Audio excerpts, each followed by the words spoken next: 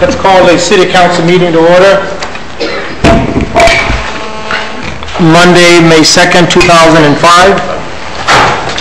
This evening we'll have the invocation by Bishop Charlie Williams from the House of God Pentecostal Church of the Living God, Gates of Heaven, followed by the Pledge of Allegiance by the Police Explorers and Vice Mayor Bell. Would you all please stand?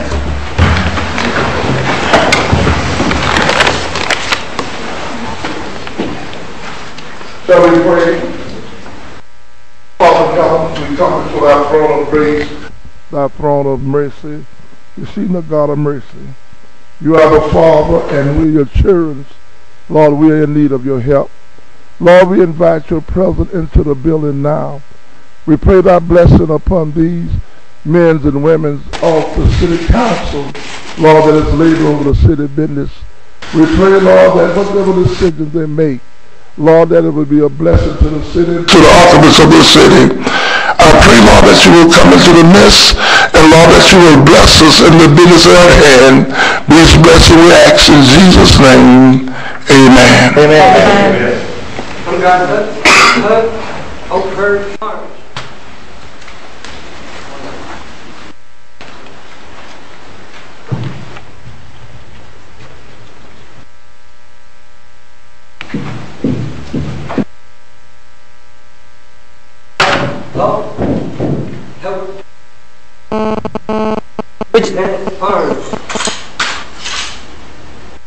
Would you please join me as we salute our flag?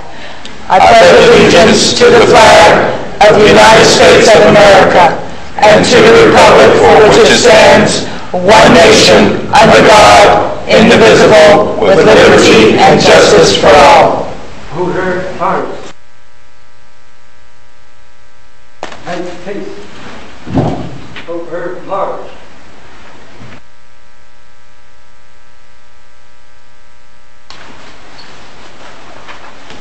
You may be seated. Thank you.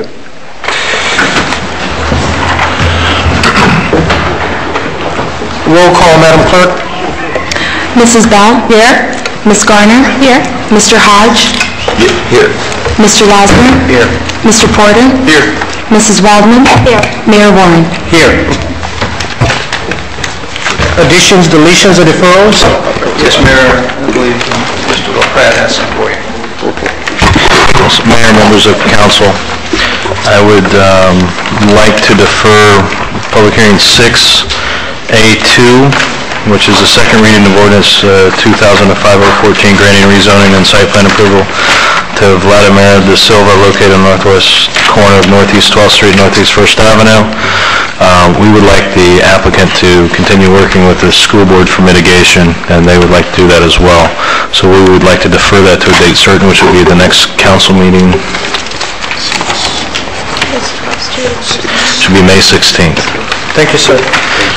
We also have, under legislative matters, item 6B, 2, 3, 4, and 5, the amendments to the comprehensive plan.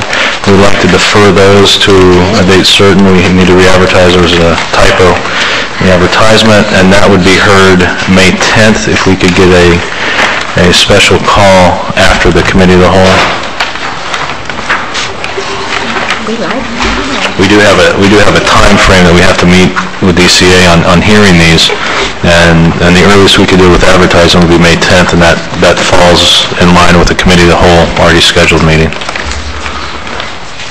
And if we could do a special call council that night, we'd appreciate it.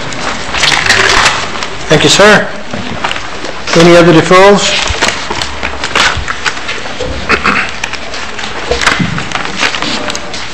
Thank you, Mr. LaPrade.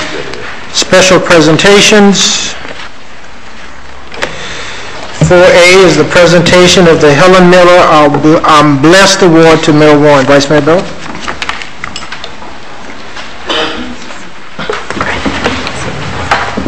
Goodbye.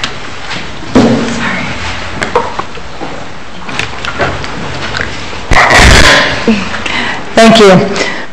Before I left for my extended South African stay, we were in Tallahassee for days doing some lobbying, and there was an award ceremony, and our mayor was presented with this wonderful, wonderful award. It's the Helen Miller I'm Blessed Award, presented to Mayor Roscoe Warren, the city of Homestead, and I just say well-deserved, and it's a beautiful award. For you, Mayor.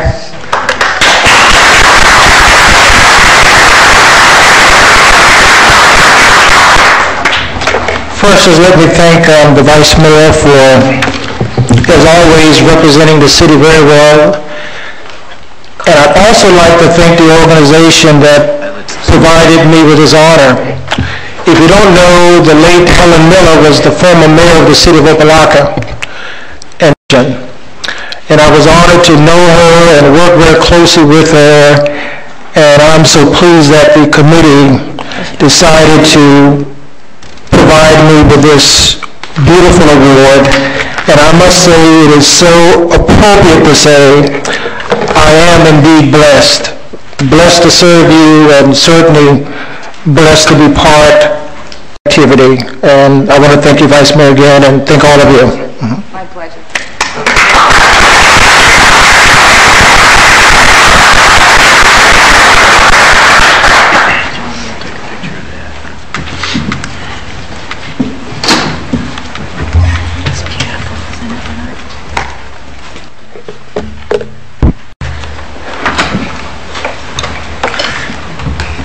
Four B is the presentation of the Mayor's Youth Council certificates of membership to Kyrie Salters and Carly J. Sutton.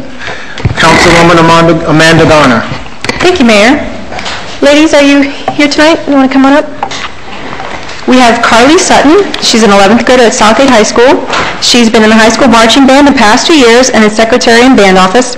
She also works part-time and would like to serve on the Mayor's Youth Council because she's been looking for ways to make a positive change in today's environment for teens and young children. You're Carly, right? Congratulations and welcome.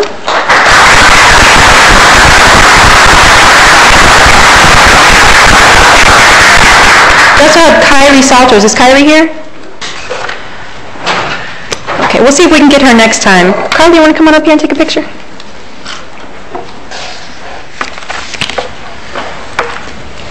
I want to promote you guys.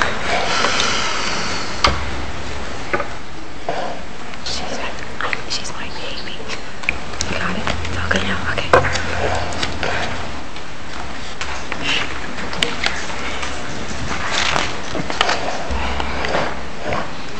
Thank you, Councilwoman Monaghan. And let me thank Bishop Charlie Williams for the invocation and the Vice Mayor for the Pledge of Allegiance.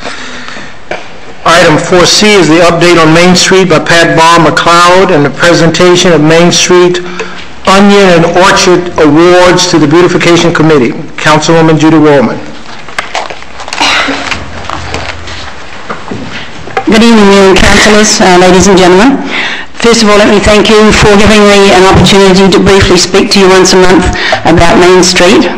I have been here 6 months next week, and I'm hoping that at least we've made a difference in the last 6 months as to the activities going on down Crane Avenue and Main Street.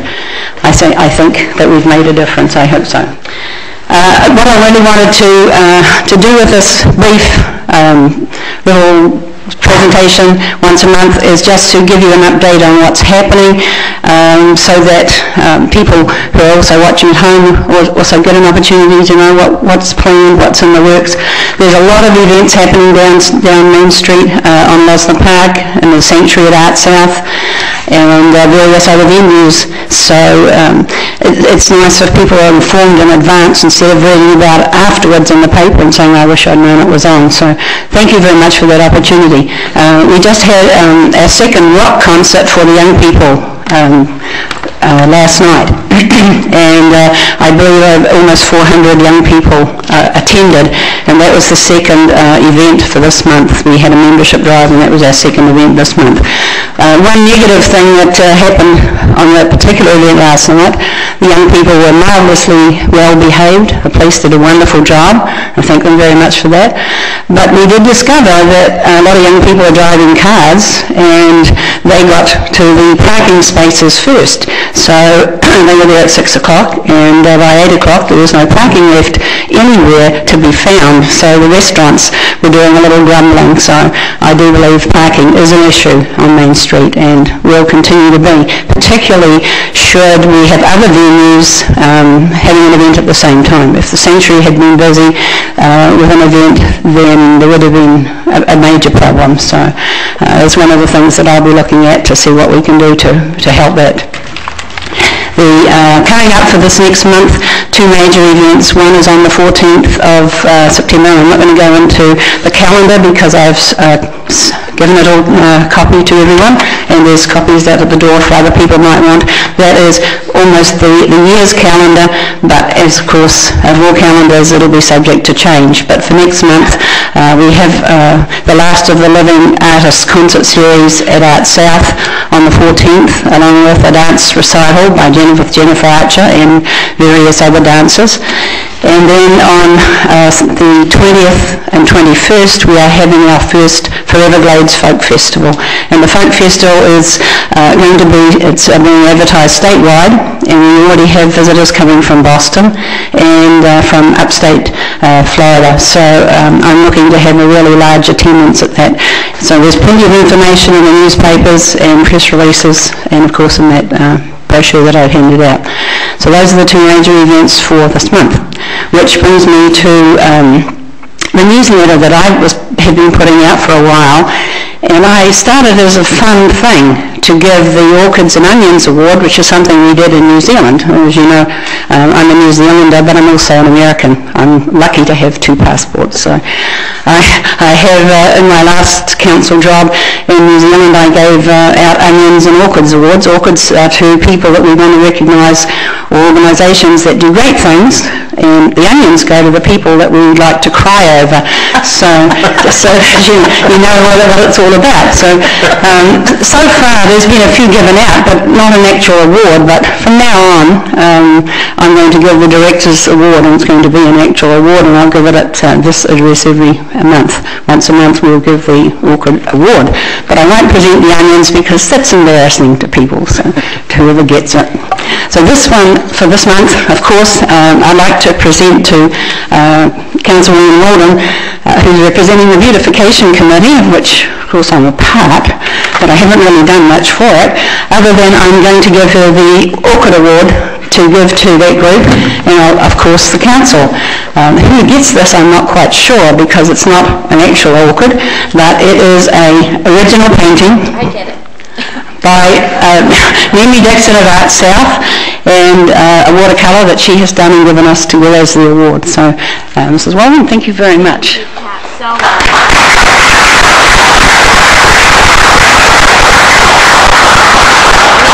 Thank you. I love her. Do you want to say something about Second Saturday before? I did. That's just, you know, the tourism one. I didn't do that one. Okay, I'll do it. What Pat's talking about a couple of weeks ago, the Beautification Committee, along with Code Enforcement and Councilman Porter, Captain Chong, we worked with Jack Sullivan, and we now have these signs all over Homestead that says no dumping and a reward up to $1,000 for the arrest of anyone who dumps illegally. Call Crime Stoppers, and you remain anonymous, and there's a number there, and you get up to $1,000 if an arrest is made. So not only do we have these signs all over Homestead, we have cameras. I'm not going to tell you where the cameras are, but we're watching you. So please don't litter our city. Please keep our city clean. We try so hard, but without all of you, it's no use. So Pat was so gracious to call me and say, you won the Orchid Award. So I'm so grateful. And on behalf of the Beautification Committee, there's several of you here. We thank you and we appreciate it. And we thank you for working with us on this. Thank you so much.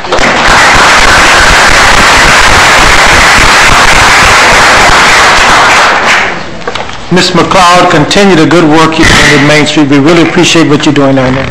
You and the whole team down there. Item 4D is the Relay for Life Certificate of Appreciation. Councilwoman Judy Wallman. Yes, those of you who have known me for a while know that I was co-chairman for the first Relay for Life and chairman several years in a row for Relay for Life thereafter. So the first 3 or 4 relays, I was very involved. And then, as you all know, I came down with breast cancer, so I wasn't able to participate the following year, or the following 2 years, but this year I got back, and it was a wonderful experience, and I really want to thank the city employees who went out and volunteered their time and worked so hard for this relay, and I also want to recognize the police explorers. So, with that being said, I have some recognition plaques.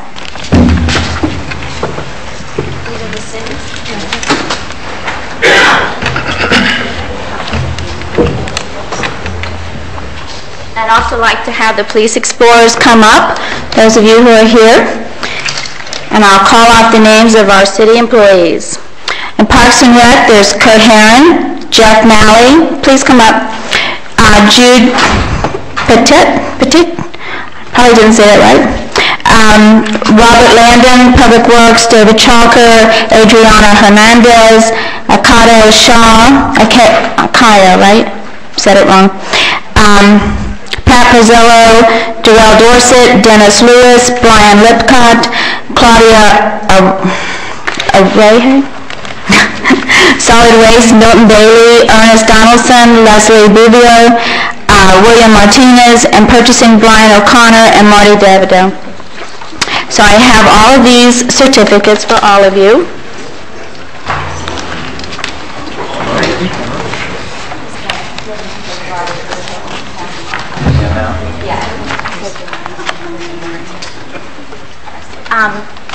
And then the police explorers, Chief Daniel, you want to say a few words? Sure. Well, I want to say that the explorers and the cadets did a great job for volunteering your time to a good cause. Hopefully we made an impact on the Cancer Society. You did. And thank you for everything. Thank you. These guys, they worked so hard. Their cooker died in the beginning. They were fixing fish and chips, but they did a great job, and they worked all day and all the next day helping to clean up. So I'd like for you to give all of these people a big round of applause. They worked very, very hard, and I believe they raised somewhere in the vicinity of like $47,000, I believe. Is that right, Marty? Do you know? Where's Marty? Marty, was it about $47,000? About 47 net. $47,000 net dollars. So they did a really good job. And next year, the city hopefully will have a team out there. So we'll be out there again. Thank you all so very much. Thank you. Anybody want to say anything? No? But that was for relay. Thank you. Oh, do you want to take a picture?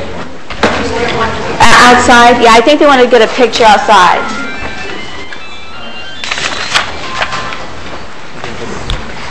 Ah, yeah.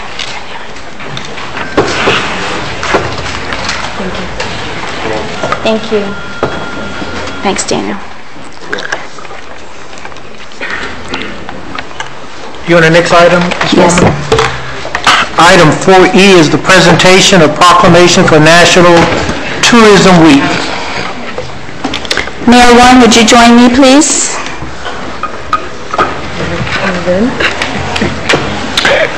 As you can see, we're all wearing some buttons up here. And these buttons are for our National Tourism Week.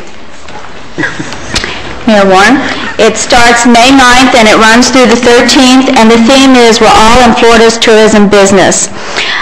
In 2004, Florida saw a record number of visitors, with more than 76.8 million visitors enjoying the beauty of the Sunshine State and spending more than $56.5 billion to boost Florida's economies.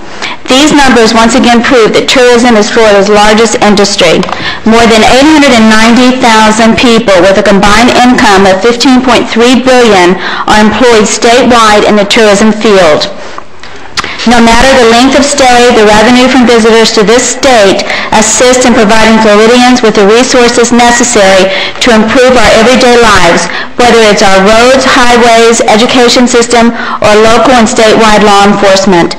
These areas and others benefit from individuals placing little strain, if any, on the services they help to provide. In Florida, everyone is part of the tourism business. So with that being said, we're going to kick off our Tourism Week. It starts May 9th.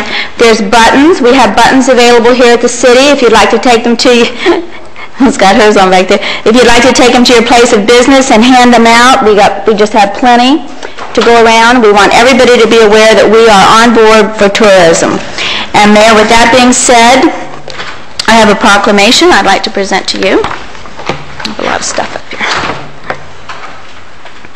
Whereas tourism undoubtedly is the single largest industry throughout Florida, employs more than 890,000 people, and produces more than $56.5 billion in revenue solely from taxable sales, and whereas tourism significantly affects the economy of the city of Homestead and all of Miami-Dade County, and whereas a strong and secure tourism industry impacts this state with considerable benefits, and whereas, as it is in the best interest of Florida citizens to inform them of the direct and indirect benefits of tourism, and whereas May 9th through 13th, 2005 is being observed throughout the state of Florida as National Tourism Week. Now therefore be it resolved that the City of Homestead proclaim that May 9th through the 13th, 2005 be recognized as National Tourism Week.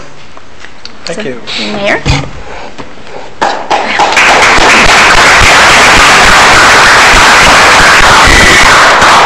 I just want to thank Councilwoman Wellman and the Tourism Committee for all of their hard work each and every year to bring tourist activities to the city Homestead. And they're doing a fantastic job, and I just want to express my appreciation on behalf of the Mayor and Council for all of your efforts. Thank you, Mayor. Thank you. And I'd like to have any members of the Tourism and Beautification Committee to please stand up, be recognized. You deserve it. A lot of us aren't here, but thank you. Thank you. We have a large fun group, and we usually average about, whatever's Patty, about 20, 25 people at our meetings. So we have a lot of fun in planning things. And just so you know that on Saturday, the second Saturday of the month, we are going to have a booth and at Art South in the sanctuary, and we're going to be promoting Homestead to all the people that go to second Saturday that day. And we'll have our buttons and flyers and all kinds of information about the National Park Service and Everglades and Biscayne. So we're going to be out there. We hope to see you there as well. Income time. Thank you, Mayor. Thank you, Councilman Wellman. Not on the agenda is another proclamation. Councilman Losner. Thank you, Mayor. I'll make a proclamation from here, as it is just a general purpose and informational.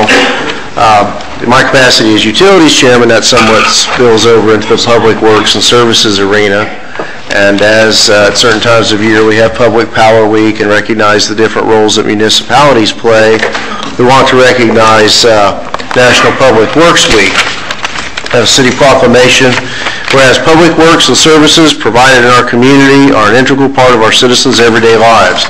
Whereas the support of an understanding and informed citizenry is vital to the efficient operation of public works systems and programs such as water, sewers, streets and highways, public buildings, solid waste connection, parks, and canal maintenance.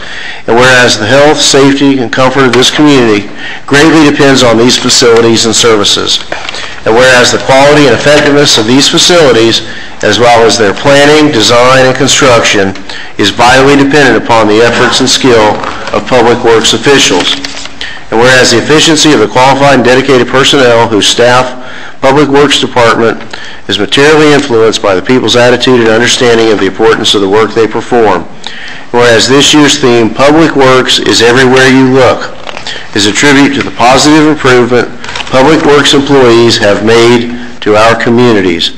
Now therefore, I, Roscoe Warren, Mayor and the City Council of the City of Homestead, Florida, do hereby proclaim the week of May 15th through 21st, 2005, National Public Works Week, and call upon all citizens and organizations to acquaint themselves with the issues involved in providing our public works and to recognize the contributions which public works officials make every day to our health, safety, comfort, and quality of life.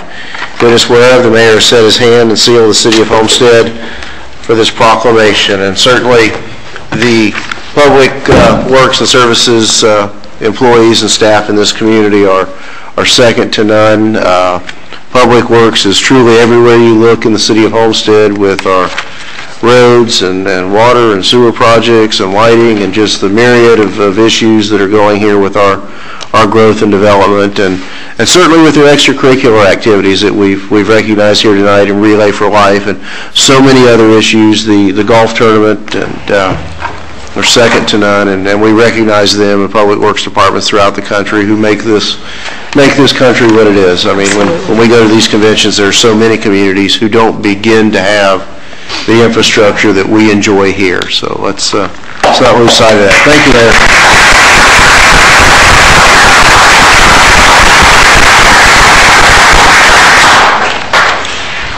Next, thank you, Mr. Losner. Next, we have a presentation by the Homestead Miami Speedway. Mr. Curtis Gray. Do we need to come down? Yes, we have a brief PowerPoint that we want to show you all.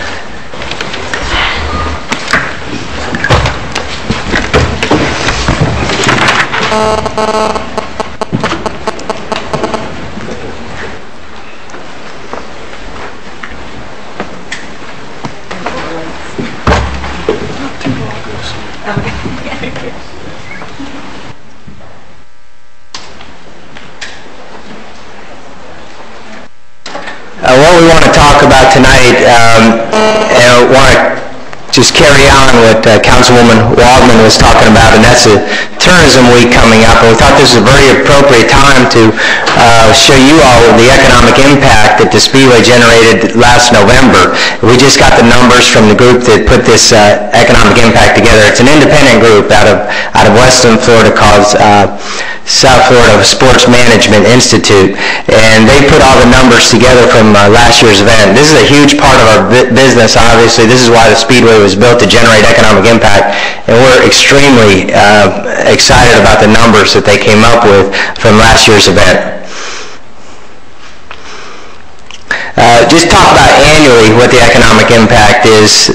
Before this year it was $174 million. It's jumped up to $203 million. What a lot of people don't understand or don't realize, and I think they're starting to realize more, is how busy the track stays year-round. We're known for our two big events, the IndyCar event at the beginning of the year in March in the spring, and then of course our big NASCAR event in November.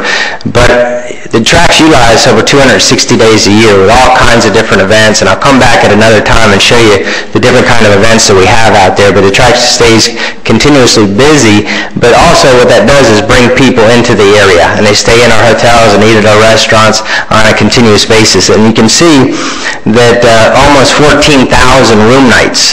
That's how many room nights. So there's a lot of people coming from out of town using the facility. You don't see that mass horde of people, but the hotels and all realize the business that comes in. The restaurants understand that part of it also. Now that does not include the major events. That does not include the IndyCar event and the NASCAR weekend, because we have no way of monitoring how many room nights that is.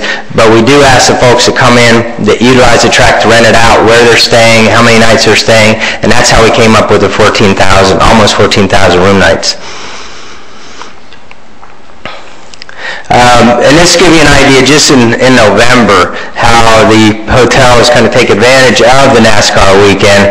If you just check out the days in, you could go there tonight and you get a room for $49 on November weekend during a race that jumps to $179 a night, and you have to stay there for a minimum of 3 nights. Same with if you take the Super 8 hotel, $45 a night, that jumps up to $159 with a 4-night minimum.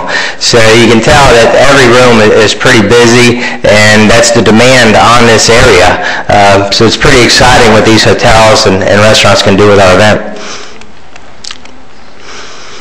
This is November's numbers, and you can see last year's. And the nice thing about the group out of Weston that does the economic impact, they also do the economic impact for almost every major sporting event, not only in South Florida but all over the country. So if you, in comparison, that's how you compare it apples to apples. If you don't understand these huge numbers, just look at some of these other events that are great for this area. When you talk about the NASDAQ Tennis Tournament, the Orange Bowl, and the World Series, and the numbers they generate, versus the NASCAR weekend, and then that number's jumped from the last economic impact study we did. It was a very extensive study. In 1999, jumped from 117 up to $146 million. So we're going in the right direction, and the companies, the people that come down here are spending more money, and that's why the numbers are jumping so much. And we sell tickets in all 50 states, and that's why you get this huge number. 58% of our crowd in November comes from outside of the South Florida area. So it's a huge number. When Mrs. Waldman talked about the tourists coming down here, there's no other event in South Florida that brings this many tourists and spends this much money in this area. Homestead picked a great venue when they picked motorsports. When you compare it to Pro Player Stadium, American Airlines Arena, National Car Rental Center, this particular venue generates more economic impact than any other event in South Florida or any other facility in South Florida. The reason being, most of the other facilities, if you think about it, when you go to a Marlins game, it's mostly a local crowd. So they're either eating at home or the stadium. They're not eating at the restaurants. Our folks stay here, and you'll see it in a minute, an average of 4 days, and they're coming from out of town, most of them, 58% of them. So that's why these numbers are so high. And just some things we pulled out of the study. The average attendee stays for 4 nights. Each person that comes to the race spends an average of $162 a day. So the average is 2.3 people in a group. That's $360 per group. So it's pretty high numbers. And then when you talk about destinations, where they're staying, as you can see, Miami's 16%. Homestead's just behind it at 12%. And that's 12%. That's capacity. We called the hotels in the Homestead area this morning. There's a whopping 3 hotel rooms left in Homestead. If you want to get a hotel room in Homestead, there's 3 rooms left at the Inn at Homestead, and you can get them for $159 a night, but you better act pretty quick because those are the last 3 rooms in the city. And there's the other top 5 cities where people stay. And you can see that and this is going to change some. The trip planning, you can tell you're going to have to plan out, and you can see that 23% of the people plan a year in advance to come to this event, and over 40% plan 6 months in advance. I say that's going to change. We sold out the November event last year a month ahead of time, a month before the event. Our goal this year is to sell by October 1st, and it looks like we're going to sell out way before that. The ticket sales are going unbelievably well, and that's all because of this whole championship weekend. And this is, when we talk about NASCAR, you're talking about the #2 sport, the most popular sport in the country, and #1 in attendance, #2 in TV ratings. Now, this sport, it's the #2 most popular sport in the country, never had a championship-type playoff system. Now they do, and Homestead Miami Speedway being the culmination, the Super Bowl, the World Series, Stanley Cup of the NASCAR series. This is going to be a very popular event, probably going to build into one of the top sporting events in the country, if not the world. We're very excited about the future of the facility. The overall experience people had when they came down here, 93% of the folks said they had an excellent, very good experience. 94% said they plan to visit South Florida the next 2 years, mainly on vacation. This is kind of exciting. 59% would consider South Florida for business meetings or conventions. A lot of corporate folks coming down here. As you probably heard, we're building 16 new suites. That's a demand of corporations coming down here and want to use the facility. They will come back and have their meetings here. They're finding out that South Florida is a great place to have meetings and conventions. And 47% left with a more favorable impression. That means that when they came down here, they had an impression of what South Florida was like. When they left, 47% said they had a better impression because of their experience at the Speedway. This is what the media and the exposure that not only Homestead Miami Speedway but also the city of Homestead receives. and this is basically from the November event, 1,000 media credentials were issued. There's not many events in the world today that attract 1,000 media folks. We're very excited. We think this is going to continue to grow again, all a result of championship weekend. A 6.2 national TV rating this last November. That's the third highest on the NASCAR circuit behind Daytona. And the second event of the year is California. They got a 6.3. So we figure we're going to surpass them next year. And that's very exciting. Again, this is the highest ever against an NFL weekend. So the first two events obviously aren't up against football. Our event is. So we're excited about the high TV ratings. 6.8 million households. What that translates into is during the 3.5-hour broadcast on NBC of our race, the 10 million people are watching the race. Now, what's another exciting part about this is the average over the 3.5 hours. At the peak, which was about 5 o'clock in the afternoon, those numbers jumped considerably. The 6.2 national rating actually went up to an 8.6 at 5 o'clock. The 10 million people went to 14 million people, and the households went up to 9.4 million. So that peak time, which is about 5 o'clock, the numbers jump considerably, which is exciting for the future, because as we go into this year's event, the race will actually start at 4 o'clock, and the later you get in the afternoon, the more people turn on their TV, so we think these numbers are going to jump considerably. The next bullet point is it was done by a company called Joyce Julius, and what they do is they report for sponsors the kind of money they're getting on television, the in-camera exposure to mentions. And the city of Homestead received 36 mentions during the broadcast. That translates into $823,000 worth of exposure. The Speedway itself got 34 mentions, and that translated into $1.7 million. If you add those up, it's $2.5 million worth of exposure just during the broadcast. That's not the newspapers, the special sections, the TV leading up to, all the other exposure that the Speedway and the city of Homestead get year-round as a result of our events down here. Just some numbers of what we do locally for businesses. We've done, and this is since 1997 when International Speedway Corporation became involved with the Speedway. We've done business with 169 local businesses. That's just in Homestead and Florida City. That's just to keep the Speedway going. That's basically getting our uniforms washed, paint, supplies, the Home Depot, 169 companies, resulting in about $37 million worth of business. The city of Homestead, $3 million. That's more for permitting, traffic things we use during the event, but that's $3 million worth to the city. Utilities, $2.5 million. That's $31,000 a month. If anybody wants to complain about their utility bills, think about a $31,000 a month utility bill that we generate. And also to the police department, $210,000 a year is about what we average to the police department. And just some of the things we do with local civic groups and organizations. Obviously, being the business we are, we get a lot of groups that call us out, they write us letters, and need auction items, need supplies, whatever it is. And we try to do as much as we can in the community. Last year, that totaled out to somewhere in the neighborhood of $200,000. Another thing we're very proud of, we have volunteers that work at the events. We couldn't put on the events without our volunteer groups. We call them volunteer groups, but we make donations back to those groups.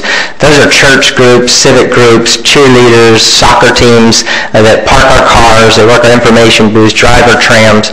We have 40 full-time employees at the Speedway. That number swells to 2,000 folks that put on these events during the NASCAR weekend. And again, we make donations back to these groups, and you can see some of the neat things they do with the money. So we're very proud of what we do in the community that way. And that kind of wraps up our economic impact study. It's short, but I think very powerful. This is the numbers of people all over South Florida, and I've gone around. We've talked to the Rotary clubs and the chambers all over South Florida, telling them the message, telling them the things we do down here, and the word's really getting out. And I think the popularity obviously is growing tremendously, and there's a very, very bright future for the Speedway. Thank you very much.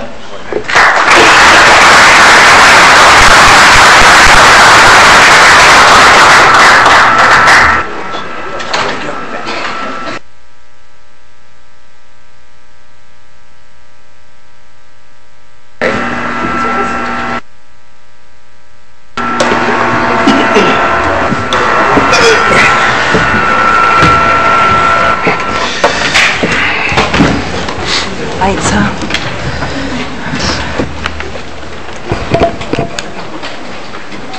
Let there be light. Mr. Gray, we certainly want to thank you for that fantastic presentation. And I am just so impressed with I was not aware of just how huge is economic impact of that facility since it opened in 1996. I think it was 96. But I want to thank you for the fine work that you all are doing out there. I mean, it's just absolutely tremendous. And we're always very proud when we hear City Homestead mentioned over and over again. On the national exposure, just really the national, international exposure, just absolutely outstanding. So thank you very much for the presentation. Any comments to Mr. Gray?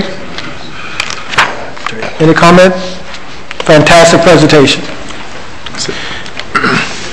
I just want to mention that we have a representative from OSHA here. Would you come forward and make a few remarks on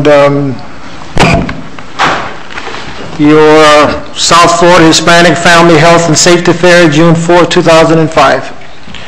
As you come forward, give us your name and address for the record.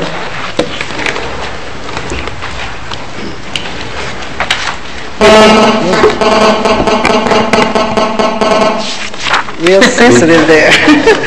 Good evening. My name is Virgie Bain, and I'm with the U.S. Department of Labor. We're the Occupational Safety and Health Administration, and we're located in Fort Lauderdale, but we cover the 10 southern counties of Florida.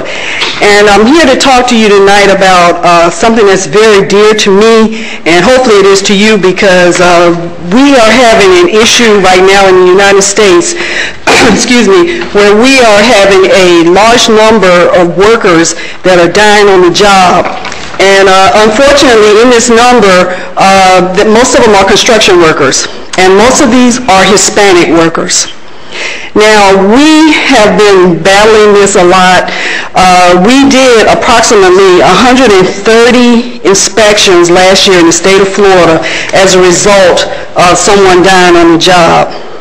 51% of those were fatalities that involved Hispanic workers. And unfortunately, in the South Florida area, that's what it was, 51%, I'm sorry, was in the South Florida area. Our population of Hispanic workers and Hispanics in Florida is only 16% now. And if we're having that big a number of people down on the job, that says something. Unfortunately, this is happening all over the country, not just in Florida. So what we've done is we've taken upon ourselves the task of trying to see if we can reduce those fatalities that are occurring and also reduce those injuries that are occurring among these workers. So what we did last year was we had a Hispanic fair that we did in Hialeah, thinking that if we had it in Hialeah, we would reach that masses of workers. We also did a demographic study that day, and we found out that most of our workers, Hispanic workers in South Florida, and we're talking about all of South Florida, meaning from Vero Beach south to the Keys, these workers live in your community. They actually live in the Homestead area. So we thought that we needed to come to where they live in order to provide a service to them where we could train them and educate them on how they could work safely to prevent themselves from being injured on the job, as well as being one of the statistics of dying on the job. So we were able to partner with Dade County, with the Miami-Dade College, the Homestead campus, where we are going to have our second Hispanic Safety and Health Fair. It will be June the 4th, which is a Saturday. This fair is designed to provide awareness training to Hispanic workers. Now, we realize that everybody that's counted in these fatalities, they're not all Hispanic workers. Some of them are what we call hard-to-reach workers, and those could be those that speak another language other than the English language as their first language, and also those who can't read. Okay, so we want to address those workers. So this year we're going to provide this service not just to Hispanic workers, but to also the Haitian workers. We're going to address Creole-speaking workers. Our training will be all day, and it will be done in their first language, meaning the training will be done in Spanish and the training will be done in Creole. There will be no training provided in English. We hope to reach a whole lot of people, and hopefully we're going to be able to reduce those fatalities. Now, you know, I was coming down from Plantation and coming down the Turnpike, all I can see are houses being built. Houses everywhere. Well, who do you think put these houses up? These workers that we're talking about. And you probably see them when you're riding around. You see them up on the roof, walking around. They're not tied off. They're not provided any protection. And these are the people that are falling off your roofs, and they're dying on the job. So as our intent is to provide this training to these workers so that we can teach them how they can work safely and how they can help protect themselves when they're out there working. I gave you guys a little, when you get a chance, you can look at it, and you'll see some of the photos of some of the activities that we provided last year. We also realized that the Hispanic workers, it's like a family when they do things, so our event is a family event. And in this event, we are also inviting the significant others, children, whoever, and we will have activities for them. We will have people that are doing medical screening, blood pressure, cholesterol, diabetes, those things that we need to address in the community. And we'll also have activities for the kids, so they won't be pulling on the coattails of mom or dad saying, is it time to go home yet? So that they can be a part of it, and that the parents can actually get involved in the event and walk away with the knowledge on safety and health. We're glad that we're coming to the city of Homestead, and hopefully we will get your support in getting people out there and in getting involved in it. Again, it's going to be on June the 4th, and it's going to be from 9:30 to 3 o'clock. One more thing I have to mention, and this is very important. Homestead Toyota has been gracious enough to donate a vehicle to us. This vehicle will be given away at the end of the day. And how does the person win the vehicle? Well, first of all, they got to go take some training. So we require that they have to complete at least 3 of the courses that are going to be given in order for their name to go into the big raffle barrel. And we were fortunate enough to give away a vehicle last year, and Homestead Toyota has been very gracious to us, and we're going to have their car sitting out there, and we're going to give it away to some lucky person who probably really needs it. So we just want to ask that the city join in with us and support us as far as trying to reduce those injuries and those fatalities, and see if we can get your citizens of Homestead and Florida City back home safely every day after a hard day's work. But before I go, I want to introduce one more speaker who is also representing OSHA, but he's one of our contractors that are actually building houses out there. Good evening. My name is Louis Moreno. I'm the Director's Risk Management for a shell contractor, residential. As a Hispanic, to me, it's extremely important that we as a community make a difference and try to change the results that we're having year after year here in Florida. I deal with accident investigations day in, day out. Needless to say, they could have been prevented. Unfortunately, lack of training in their language. Understanding the Hispanic culture is extremely important. And I've had the opportunity to speak to many Hispanic workers. Whether they're legal or illegal, they're still human beings. They still deserve the same rights as everyone else. And this fair, as a result, last year, there was a big difference, and I saw a big difference. And I hope that the community here in Homestead supports it. As a Hispanic, I ask for your support because I believe in this. I am not part of OSHA. I'm an individual, private citizen like everyone else here, but I feel that it's extremely important. What we need is not only the support of everyone, but contributions to be able to support this fair. Companies have been gracious enough to donate X amount of dollars, and we're trying to be able to provide, for instance, one of our greatest needs is free food for the families. To be able to come to the fair, enjoy themselves, and be able to have free food, free drinks. We did this, we were able successfully to do it in Hialeah last year. You got to understand the workers.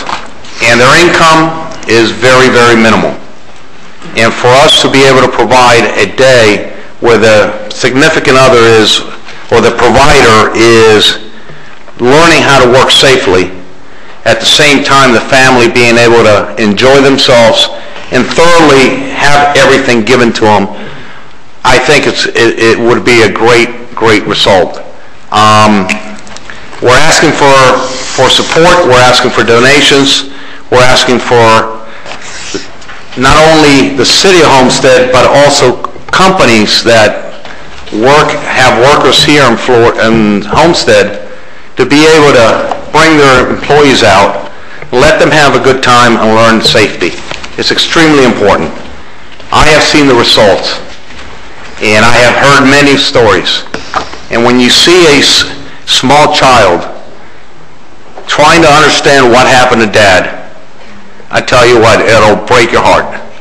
And I hope that none of you experience that. And I think this is the beginning of what we as a community can do. Thank you for your time. Thank you, Reverend. My name is Mike Taylor, 1480 Northeast 10th Street. I've been in many occasions where I have to do accident investigations. And I could tell you, it's not a nice sight to see some of these poor workers, and they're scared of going to the hospital, simple reason because they're not straight and and I think a bunch of the workers know that, so that's the reason why they give them that minimum wage. You probably see them in the fields working, digging, cutting stones, all that silicosis and everything, and I mean, I was gracious enough to they were gracious enough, and I asked them over and over to bring it to Homestead, And I just want to say thanks to my alma mater, USFS. I graduated from both colleges, USFS and FAU, and then finally we have it here. And I take it on my liberty to put council members and all that on the brochure there, as you see. And I hope we could get the support from the council and from the city. And I want to thank Miami-Dade Community College too. Thank you for their support. Thank you, Mr. Taylor, and thanks to all of you for bringing these issues to our attention. I was not aware of how significant the problem was, in not only in Homestead but all over the state of Florida. And I certainly would encourage our citizens to participate, and certainly our business folks out there that could make contributions to make that day a first-class day for everyone that have an interest in the program. But thank you all for bringing it to our attention. We really appreciate it. All righty. Consent agenda, is there a motion for approval? Motion. Vice Mayor? I would like to pull out item C for discussion, please. 5C? Yes. City Hall Architectural Programming Services. Okay. Everything else I'm fine. Any other items for discussion? Vice Mayor? Thank you. 5C? Thank you, Mr. Mayor. Yeah, I was thinking about this in our hour that we had between the Committee of the Whole and the council meeting. And looking at the City Hall Architectural Programming Services, I really wanted to get an idea from you on what the process is going to be as far as choosing the architectural firm, how we're going to handle it. Because I was given some information that this is a done deal, that these are the same guys that are going to be doing the City Hall site, and that didn't sit very well with me. And I want to get the process, and I have a suggestion also for how I think that we should do the process as far as, so go ahead and tell me the process and I'll give you my suggestions. Sure. Good question. We've broken this into phases. I think one of the first phases was the site selection, which we did use these architects. We also decided to use these architects at our level here to do the programming phase. Once we get the programming phase, then we have the qualified list that we have annually, that we can either take the architects on that list in a competitive nature to determine out of that list who would want to do it, or we don't have to use that list. If we don't like that, or we don't think we have someone there, then we can go outside and run a regular RFP on it, or RFQ, either one. And that was my thought too. And I think maybe we need, and I know I didn't speak up in the Committee of the Whole, it kind of moved fast, maybe because I was hungry. I really think we need to take another look at this. And I'll tell you why. I would like to see us, before we pick the architectural firm that we decide that's going to construct our city hall, I'd like to see what they have to offer in the form of a city hall. And I think that that's the best way that we're going to actually be able to pick what we think is going to be best for us. You can pick an architectural firm without knowing what the end result's going to be. And the best example I can think of off the top of my head is even when they designed the quarters for each state. I mean, it went out all over each state, and they came in with proposals and designs, and they were judged, and I mean, that something as small as that state's quarter, it was quite a high magnitude of a level of importance for that, and I think for our city hall it should be an extreme level of importance. And I kind of got wind of how we were doing it in the process, and I wasn't too thrilled with that process, and I think that we need to put an RFP out, and I think that we need to see renditions of what their ideas are going to be before we choose the architectural firm, and then not choose them and then find out what they're going to give us later. Also, do you think, and I can go either way on this, and Mr. Shahada, you're in charge of this, the City Hall site, yes? I mean, the City Hall itself? Yeah, the city manager assigned me to head the task force for City Hall. And go ahead, I would say. Okay, I just want to make sure I'm talking to the both of you. I think that we've chosen these people to do the programming services, and then are they going to in turn work with the architect that we choose, assuming that this may not be them, or would it be not better to choose the architect first and then go have them work with the programming service or be the programming service? I mean, I'm not sure, because now you've got one group that's saying this is what we want to, this is actually the programming services, these are the needs, this is what we're going to need, is the design objectives, the criteria, and now we have a separate architect. I mean, how are they going to work together? I mean, maybe we need to rethink this. Well, why don't I just suggest that maybe we have a meeting on this, separate, like, workshop meeting, and we'll hammer this out. If you're not comfortable with that, we can go back and... I would like that. I know everybody's probably sighing about another special call, but I think something as important as our City Hall site, that's going to be, our City Hall and the renderings and the renditions of this, I think that this is something we need to take extremely seriously and really not jump into this. And so I would be much more comfortable if we would pull this item and have a special call to discuss this and see how we want to handle it from here, because this is something, and I think we want something absolutely dynamic, and we want to see what we're going to get before we choose the architectural firm, not after. That's fine. Okay. Yeah, I have a question. Ms. Roman? I'm sorry, will you finish? Yes. Thank you.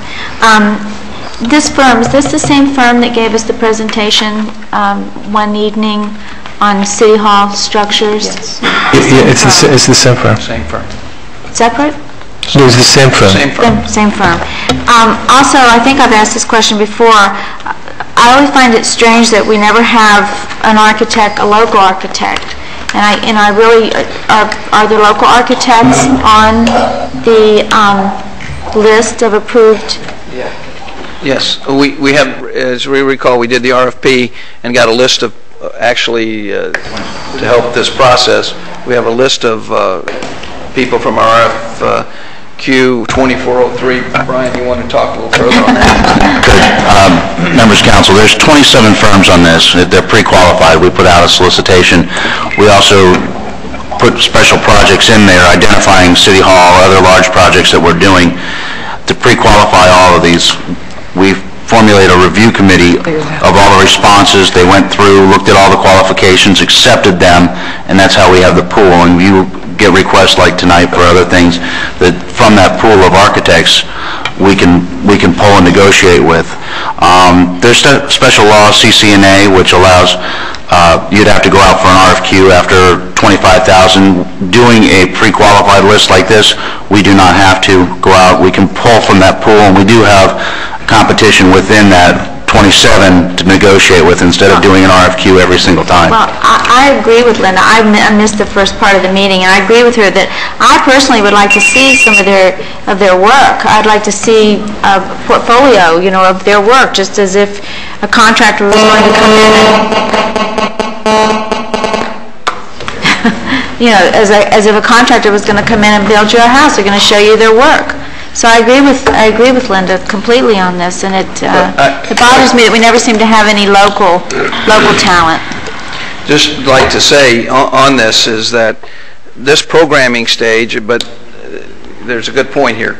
The programming stage is, remember, we were looking for not the design of it, but we're talking about the size, the interoperability of people who are going to be in that operation. Once we had that, then we would go out for bids on the negotiating, I guess, through the 2403 to build, and the process would be envisioned just what you were saying, actually, maybe have them add schematics in there after we... But it's hard to get away from a firm. Once you're dancing with that firm, it's hard to get away from that firm. I mean, in my opinion, it's very hard. So I think a workshop is really in order. We'll do the workshop.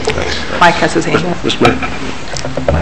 Mr. Mayor, council members, actually there are so many ways to do it and do it right, and I'm heading the task force. I can tell you it's not a done deal. It's just really preliminary step in the design of the city hall, and I'm really very pleased to hear that you like to get more input from staff, and of course we'd love to hear direction from you which way to proceed and be all the same team. So the idea of a workshop like the city manager proposes is an outstanding idea, and I hope you all support it. Mr. Lager? Thank you, Mayor. The programming segment that let's have a workshop. I think it builds more public confidence and that we all have a hand in this. I think this building is a perfect example of an architect run amok. I mean, where's the front door, where's the back door? But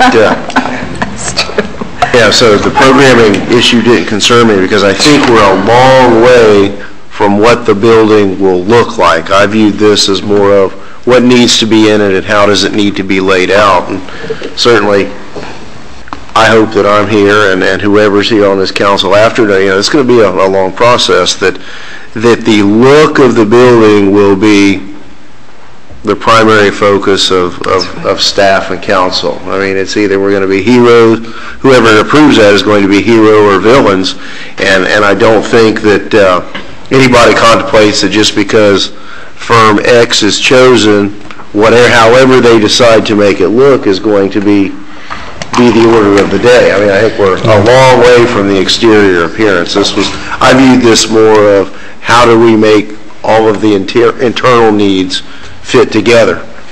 and maybe it, and I don't know, maybe it should, whichever firm it is, you're right. Can one firm decide what needs to be in the package and another firm wrap that package? Right. So whether it's this firm or another one, we're going to have to get on board with somebody at some point. Okay, I think we have our direction on that. But I need a little clarity because I don't want to delay us moving forward with it, and a meeting is fine. But at the end of the day, you're going to need the programming side of it to move forward. And I know months ago, someone from staff consulted with all of us about the needs from our perspective in terms of space and what have you. And I'm assuming now some of that information will be shared with the programming side to get a general idea of the size of the building. And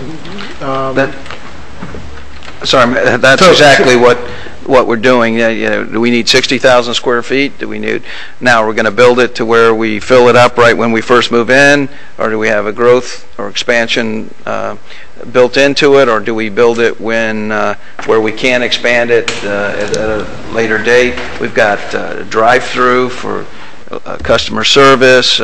We've got, like I said, the IT stuff, the telecommunications, the broadband, all the things that we want to put in, the interoperability of, for example, development services, a lot of walk-in traffic. If it's a multi-story that we're going to do, they should probably maybe want to be on the first floor or maybe not, but on the first floor. There's a whole lot of design things that each one of you, I think, has in mind that we want to throw in, and in this programming, we just want to get all those together on a list that when we pick the design person, we have this list. Here are the things we've thought of. Here are the things we didn't think of. We had an architectural firm telling us, well, you probably need to think of this also because we have hurricane standards. We want to have an area for our for our EOC and that kind of thing. That needs to be hardened to some extent. There is the thought of nowadays of maybe not making it so easy to pull a car right up into the building kind of thing and park, that kind of scenario. So if I could use the T word, the terrace consideration, not that I think we're on the prime target list, but the fact that we should take some consideration in based on price and capability and common sense. Security systems to go with it, that kind of stuff. These are all the list of things to think about. Vice Mayor. Try to put together. Thank you, Mayor. And the reason I brought this up is because there was some talk about the firm and that the firm was already chosen when I was in the break room earlier, so I had some concerns. But what my concern is that as we're choosing one architectural firm to do the assessment here, and then we go with a different architectural firm to actually do the building, and you have one architectural firm, and how are they going to work with the other architectural firm, and that maybe we should reverse the process. And I don't think it'll slow it up at all, because if we go and look at the big picture now and then have that particular architectural firm that we choose, and this can all be discussed in a workshop, and I think maybe it will delay it by maybe 1 week, of doing the workshop. I just want to make sure that we really, really, really do it right and do it well for the future. And I want to make sure, and the more I think about it, if we're going to choose a firm to do the assessment, I think that firm should be the firm that's going to actually build it, because they're going to be able to assess the needs, or work with, or if we don't use them to do the assessment because there could be someone else's specialty, have them work together. In tandem, have them work together in tandem, so that there's a compatibility there and that they actually know hand in hand what the needs are going to be for their design. Mr. Mayor, I have one quick comment. Before we have the workshop, which I think we should have the workshop very, very soon, because I don't want to see this delayed at all either. I would like, because so often you have an architect and they only bring to you what they want you to see. And I would like maybe our staff to go out into I don't know how you're going to do this, maybe on the internet or whatever, but look up all the new city halls or the most recent modern city halls within the, that's been done within the country. There's probably a consultant out there that can get this information for us, because I'll give you an example. This building, I'm searching closets trying to find a place to put the internal auditor when and if we hire an internal auditor. It's terrible. We have no place to put anybody. We all share offices. We're all on top of each other, and so we can't have that. We have a vision for the future, and that's what our job is to make sure 40 years from now that building's going to be adequate. So, I can imagine that there's probably a lot of things that we're not going to be shown because we limit ourselves to one firm. Okay, that's no problem. Ms. Laws, you okay with the referral for another meeting? Fine, just as soon as we can get it scheduled. Okay. All right, any other comments? We'll defer it, Mr. Manager, until... Yes, sir, we'll get that together. Sir? Need a motion, please. I move it. Is there a motion? Moved by the Vice Mayor. Is there a second? Second. This is approval of the consent agenda. No, this is the deferral. Deferral. Moved by the Vice Mayor, second by Mr. Hodge. Time specific, or is it going to be moved to a specific time? No, it doesn't need to be, because it's not an specially advertised item. No other comments? All in favor say aye. Aye. Opposed? Do I have a motion for the approval of the consent agenda? Moved by Mr. Porter. Is there a second? Second by the Vice Mayor. Any other comments? All in favor say aye. Aye. Opposed? Public hearings, ordinances, land use items, etc. Mr. City Attorney. Please be advised that the following items on the agenda are quasi-judicial in nature. If you wish to comment on any of these items, please indicate the item number you would like to address when the announcement regarding the quasi-judicial item is made. An opportunity for persons to speak on each item will be made available after the applicant and staff have made their presentations on each item. Swearing in. All testimony, including public testimony and evidence, will be made under oath or affirmation. Additionally, each person who gives testimony may be subject to cross-examination. If you do not want to be either cross-examined or sworn, your testimony will be given its due weight. The general public will not be permitted to cross-examine witnesses, but the public may request the counsel to ask questions of staff or witnesses on their behalf. The full agenda packet on each item is hereby entered into the record. Persons representing organizations must present evidence of their authority to speak for the organization. Further details of the quasi-judicial procedures may be obtained from the clerk. In accordance with Code Section 2591, any lobbyist must register before addressing the council on any of the following items.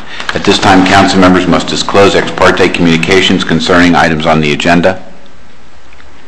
At this time, the clerk will swear in any persons who wish to testify on any quasi-judicial item.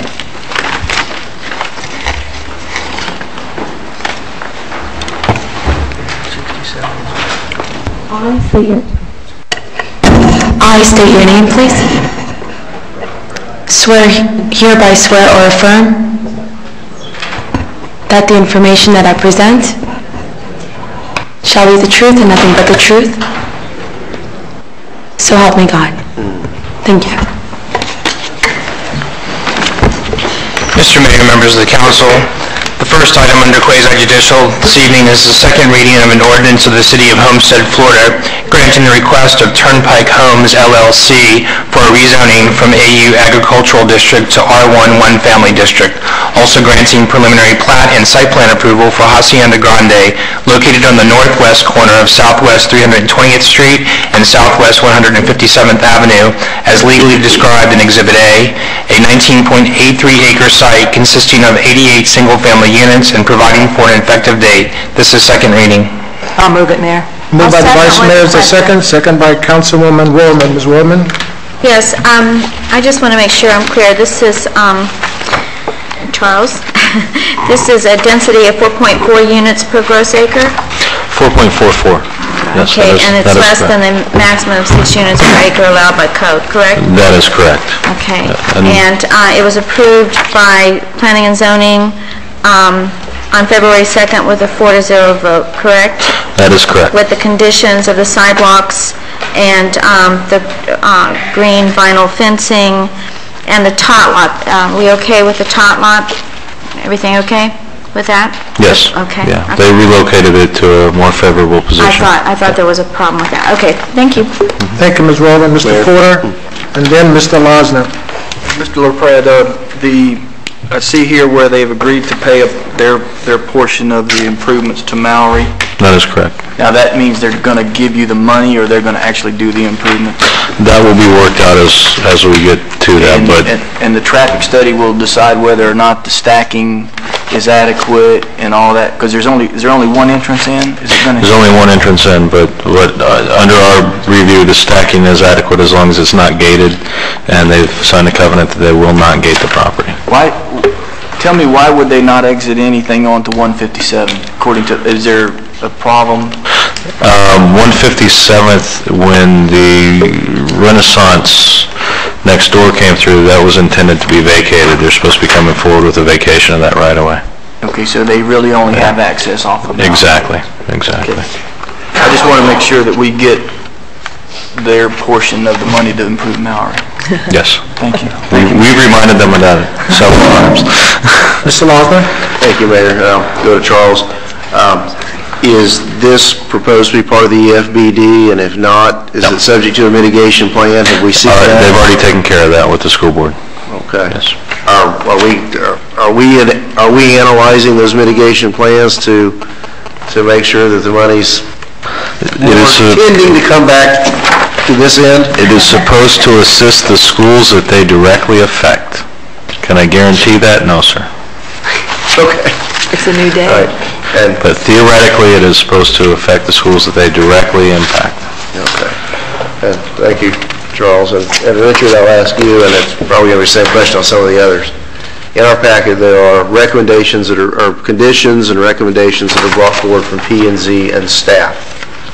I want to make sure that when we have moved and seconded and adopt this, that all of those issues are encompassed in the approval, without explicitly.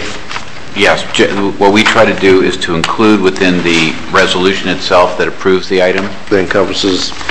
Like, for instance, there's a section 4 And the next one I happen to be looking at it, which is called conditions, and it incorporates all the... And they incorporate both P&Z concerns and staff concerns that are yet unresolved that are built into that. Okay. Thank you. Thank you, Mayor. Thank you, Mr. Laws. Any other comments? Well, I'll open up the public hearing. Any comments from the audience? Any comments from the audience? As you come forward, give us your name and address for the record. All right, touch it. Joel Guilfoyle, 630 Southeast 28th Lane. On this is not going to be a gated community, correct?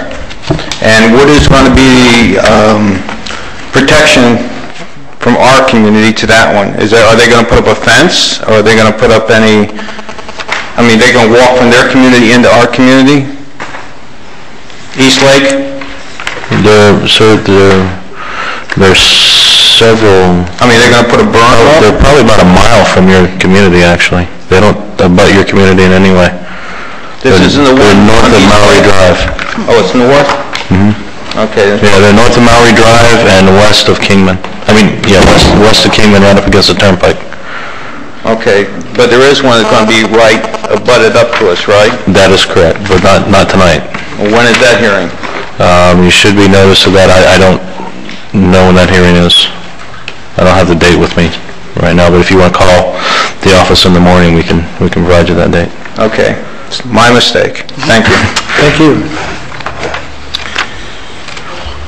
Any other comments from the audience? If not, I'll close the public hearing. Any final comments from council? Roll call, Madam Clerk.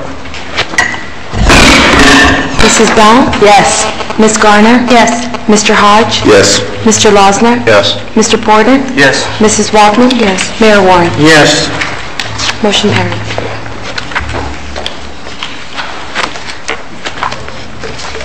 Item 3. Yes, Mr. Mayor, members of the council, item 2 has been deferred to the next council meeting, May 16th. Moving on to item 3. Item 3 is the adoption of a resolution of the City of Homestead, Florida, granting preliminary plat and site plan approval for the East Homestead Fire Rescue Station within the Villages of Homestead Development of Regional Impact, GRI, located at the southeast corner of Palm Drive, southeast 24th Street, and Valencia Gardens Drive, southeast 13th Avenue, as legally described in Exhibit A, consisting of .71 net acres and providing for an effective date. I'll move it, Mayor. Second. Moved by the Vice Mayor, second by Councilman Hodge. Question. Sorry. Question, Ms. Garner? Ms. Garner, and then Ms. Walker. Thank you, Mayor. What's the time frame on this? Because I know we were trying to acquire the property 2 years ago when I was on planning and zoning. Do we know how long this is going to take to build out? There's representatives here from the fire department if they want to answer that. I can't tell you that. Is there a representative here?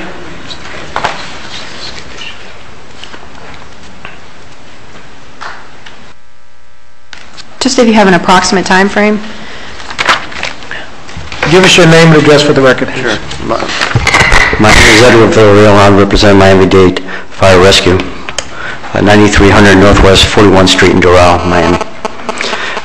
The time frame, it looks like it's going to be about 2 years. Wow. 2-year frame to the completion, tentatively to the completion of the project. Is there any way to expedite that? We have so many rooftops coming in. I know we have one other fire station for Park Commerce.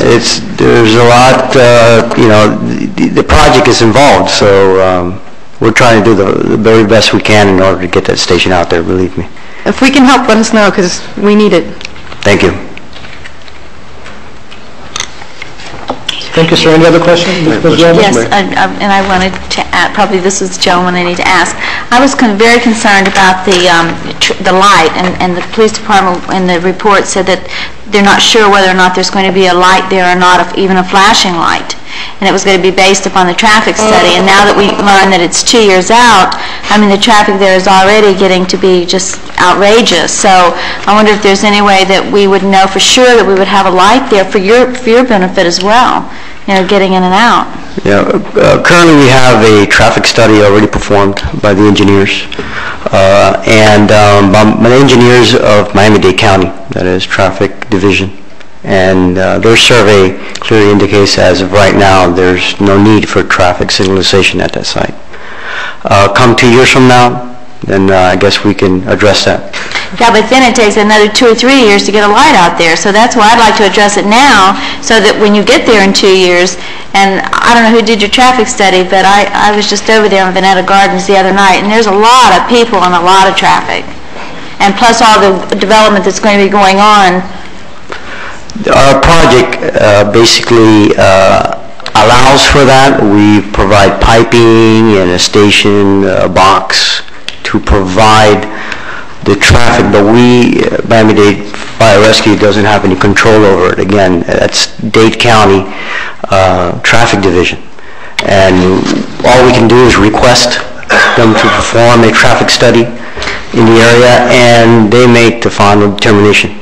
I think if we join forces with the city and the fire department, that maybe between the two of us we could force this issue a little more, because I know Charles and I have had discussions about traffic lights for years now, and it takes forever. It takes people dying before we ever see the traffic light, and once you get there, then it'd be another 2 or 3 years. So I would just really like to see us really put forth a 100% effort to get that in. Of course, we want you there. Absolutely, we need you and want you there. But, you know, I'm just trying to alleviate a problem before it happens. Okay, we'll address. Thank you. Thank you, sir. Any other questions? No, Mayor. Mr. Losner? Well, I'll go out on a limb and predict that we'll have a new 60,000 square foot city hall on land we don't even own yet before the fire rescue station is built. And in that regard, I know, Mr. Manager, we addressed this, I think, with other county representatives, that I think seemingly on the same night that there was some resolution where the school board was going to allow private enterprise to give them a turnkey operation for a school. I hear from the rank and file fire and rescue people from the Biscayne Drive Station that most of their calls are already in Homestead, and that was before, you know, these hundreds, if not thousands, of new units. So maybe at other levels of leadership in this arm of the county, we can see if perhaps we can be progressive and do some situations where similar to the school building scenario, that we can get a badly needed fire rescue station up and running in a reasonable amount of time. I wrote this down. We'll look at seeing what we can do. Because, you know, we did have that discussion early on. Right. Can't hurt to ask. Including the lighting. Including the lighting. Well, actually, Mayor, I was going to ask you, would it really tie up, or would it be detrimental if I asked that we make the traffic light a condition? Can we do that, Richard? It's legal. It's legal. I mean, the truth is that the fire chief, although I'm sure this gentleman doesn't deal with the county manager much, but the fire chief and the head of the County Public Works Department, which contains traffic and deals with signage, both work for the county manager. And I mean, you could include it as a condition to this. And the only concern that I would have was that if the condition wasn't met, that you know, it could slow down the project. You could put it in as a condition, and with the proviso that the condition can be waived by the manager. I'd like to see that kind of pressure. Good. I think it'd be very helpful. I mean, I've never done it before, but I don't really believe there's anything wrong with it. So you say that it's, you know, that can be waived by the manager. I'm just so tired. I know Mr. Porter's been fighting for traffic lights and infrastructure with roads, but, you know, if we don't start taking a really definite stand, and like I said, we want the fire station there. I mean, there's no doubt about it, but if we could do that, I think it would be a good thing. Maybe the leverage we need, Mayor. Future project, we may want to consider this leverage. Mr. Porter? Let me just add, because you know, your task was to create a committee, an infrastructure committee, to try to do exactly what we're discussing tonight. And we're very, very close to building what would be a consortium of heavily affected business people that can go to the county manager and go to the assistant county manager, in addition to our staff, to apply just the kinds of pressure just short of shutting down a project from you know, from a business aspect of what these. I think we're going to see if it succeeds or fails with the light at BJ's. And if it succeeds there and we get it in a timely manner, I think there's other ways that we can do the same amount of pressure to identify isolated incidences that we know are problems, because it's just like we sit here, you can go out there and count cars today, and you're never going to meet the effect of what's going to happen when BJ's opens. When BJ's opens, now you've got a catastrophic event. That's right. And now you have to run to react to an issue that we knew as a city was going to be there all along. So counting cars in this particular case is not the answer, because you count the cars too late in the game. We know the cars are going to be there. We know the impacts are going to be there. And it's our job to try to figure out how we pressure our county officials or enlighten them to the fact of the issues that we're trying to address before they become a negative impact on the city, instead of waiting until they are a negative impact. And I spoke with Mr. Shahada, and he's been in direct communication with some of the public works officials and the assistant county managers, and we're very close to, I think, being able to bring back hopefully something that'll work. I'm not sure. I think it's going to rely on you, Mayor, and some of your contacts with Commissioner Moss and any of the other council members that have connections with our commissioners, to to really impress upon them that we're not trying to hurt them, we're trying to help them. We're identifying issues in their jurisdictions that are going to be beneficial for them to address sooner, rather than after we have everybody beating on the commissioner's door saying we've got a problem. So I'm hoping that we can bring something back that will help us get through what we're all struggling with. And unfortunately, it is, government is slow. But I think we're close. At least I hope we're close. But I will rely on all the leadership up here, plus the leadership that we've put together, hopefully, to impress upon our officials what dire needs we're in. Because it's not just one light, as you say. Well, it's let's send a message tonight. It's a series of issues. And if we continue to, and we can go forward with stopping the project if they don't put the light in. But can we do that later, or should we do that tonight? This is your chance. Well, it's at the will of the council, because I just wanted to bring up that information that we are working on, and we're fairly close. We've got some assistance, and we do have the ear of the manager, we think. Well, I'll move that motion to do that, to make it a condition with the wordage from Richard, the proper wordage. It's been moved to make it a condition. Is there a second? Isn't this part of a public hearing? You're making a motion when the public was supposed to speak? Yes, we'll get to it. We just want to put No, you already opened it to the public. Yes. And now you're making a motion in the middle of the public. Yes. We're just getting a second. You'll have a chance to speak. Is there a second to the motion? I seconded, Mayor. Then properly second. Go ahead, sir. Kevin Sullivan, 1860 Southeast 6th Court. I'm here tonight speaking as a homeowner. I don't represent any other organization. Before you go ahead and pass this, think of what you're asking here.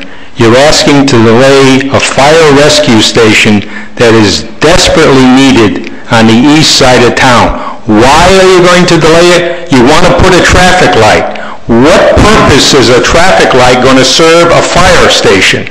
31 years in the business in a city of 191,000, we didn't have a traffic light. You know why? That's a big piece of equipment that comes out the door. You don't have an intersection here. You guys are wasting time on a project that we desperately need. I respect your fighting for traffic lights at intersections where people get killed. I haven't seen any place where a fire apparatus has run anybody over coming out of their doors. So stop. Think about what you're talking about tonight. You want to delay. You know that the fire rescue people in Dade County have to go with traffic studies from actual Dade County. It has nothing to do with fire rescue. We need a firehouse. Please, do not go forward with this. There is absolutely, in my opinion, no need for a traffic light in this location. What will it do? If they don't stop when that fire apparatus comes out of the door, They're not going to stop with a red light, I'm telling you right now. Mr. Thank you. Sullivan, we were talking about a flashing light. That's what it says in the report. A flashing... You said traffic light. What, flashing traffic light? That's No, you said traffic light. You didn't say flashing caution light. You said traffic light. That's what your actual amendment is. Thank you. I think that, well... We didn't say stoplight. No, we didn't say stoplight. And Any other public input? Any other public comments? Yeah, I think for the record also, the intention of the amendment is not to delay this project at all. Not in any way. It's to put some pressure on the county, and I believe the intent of the maker was to, and the seconder was that if the manager feels like it's just not going to happen, then he has the ability to waive the condition so the project wouldn't be slowed in any way. Exactly. That's the way I heard the motion. That's the way we meant it, I think. And Mayor, we would clarify that the motion intended the flashing light, not the Not stop, traffic. Not a no traffic stoplight. Correct. signal. And it won't slow it up. Okay. Any other comments? I'll close the public hearing. Any final comments from council? Roll call, Madam Clerk. Yes. Mr. Hodge? Yes. Mr. Losner? Yes. Mr. Porter? Yes. Mrs. Waldman? Yes. Mrs. Bell? Yes. Mayor Warren? Yes. That was a vote on the item as amended or on the amendment? On the item was amended. Now we vote on the item. Is there a motion? So moved. Motion by Mr. Hodge, second by the Vice Mayor. Roll call, Madam Clerk. Mr. Hodge? Yes. Mr. Losner? Yes. Mr. Porter? Yes. Mrs. Waldman? Yes. Mrs. Bell? Yes. Mayor Warren? Yes. I'm sorry, motion carries. You see me? Yes. Item number 4 this evening under the quasi-judicial items, adoption of a resolution of the City of Homestead, Florida, granting preliminary plat and site plan approval for the Promenade, located at northwest corner of Southwest 167th Avenue and Southwest 336th Street, as legally described in Exhibit A, consisting of 94 townhouse units on approximately 10.3 acres and providing for an effective date. Is there a motion for adoption of the resolution? I'll move it, Mayor, with a question. Moved by Mr. Porter. Is there a second? Second. Second by Mr. Hodge. Mr. Porter, I have a question. This 167, Charles, is, there's plenty of right-of-way, That's correct. and Autobahn coming out of the villages is already 4-lane. Yes. And what's proposed, or what I see in the drawing, to the east continues on at 2 lanes. I'm sorry, to the west continues on at 2 lanes. That's correct. What is the cycle for some sort of improvement to more or less match the surrounding community? I mean, 167 is really in dire need of some improvement. Do you have any ideas? I don't know the cycle of improvements of 167. I think that's something that we're looking at with some other developers. But once this project did have a traffic study done, and it was reviewed by our traffic analysts, and they concurred that no improvements were necessary at this time. That does meet concurrency. The traffic study said that it had an appropriate level of service based on the cars that they counted? Based on the cars, right, based on the cars that were counted. So it's the same situation over and over again that we find ourselves in. You can't get any road improvements until the impact is so bad that the community's in an uproar. That's correct. So you don't let your community grow because you don't have the roads to improve it. So it's a very vicious cycle that we find ourselves in on a day-to-day basis. Because 167 is of the capacity to be 4-lane right now. The rights of way are there. There needs to be some stacking in front of, some additional stacking in front of Lakeshore, which is not there. Yes. It doesn't appear that there's any stacking in front of this. I know there's more than, they're calling the main entrance on 336. Right. But the traffic is going to come in off of 167 from the south or from the north predominantly at this particular point. So, you know, we're always behind an 8 ball here, and it gets a little frustrating because how much impact are they going to pay to the county, and how long is it going to be before you can see any improvements to the road? Because the impact fees are being created, and the money's being generated, and it goes into something that doesn't come back to the community fast enough. I think the road impacts on this project is about $2 a square foot. $2 a square foot? So yes. How many? I don't know, probably about 2,000 a unit, somewhere in that neighborhood. Well, this area we've talked about for a long time is matching up more to the area which is around it, which is the Lakeshore Village area, which is a nice development of higher density. Yes. And the only problem that I have with it is we've got to find a way, and to deal with some of these road impacts. We've been talking and talking and talking, and traffic studies don't do anything. They really don't do anything. That's correct. So, I mean, unless they show that there's a dire need at that time, unless it shows that there's a dire need, if the study shows that it meets concurrency. Well, it will be concurrency when they count it now. Right, but also keep in mind that our concurrency in our comp plan is fairly high in those areas. So, you have graded levels, and ours are a fairly high graded level, the comp plan. Well, Mayor, this goes back to the point we just talked about. We can stifle the ability for this community to grow based on the inability for the county to come down and address the problems that are theirs. I know that we've got issues to try to go and get some iced-tea money to help us leverage some of the improvements that we have, but I think it's become a critical situation on the roads, and we keep running into brick walls all the time. You don't have the cars. We do have the cars. You don't have the impact. We do have the impact. The impact money's being created. You're getting the money. And it's just a very, very difficult situation that I find myself in on a day-to-day basis. And we all find ourselves in on a day-to-day basis. So I think we need to... Charles, with the science they use with the traffic study, to look at the current impact, did it factor in the formula future impact? I'll read you from our traffic report.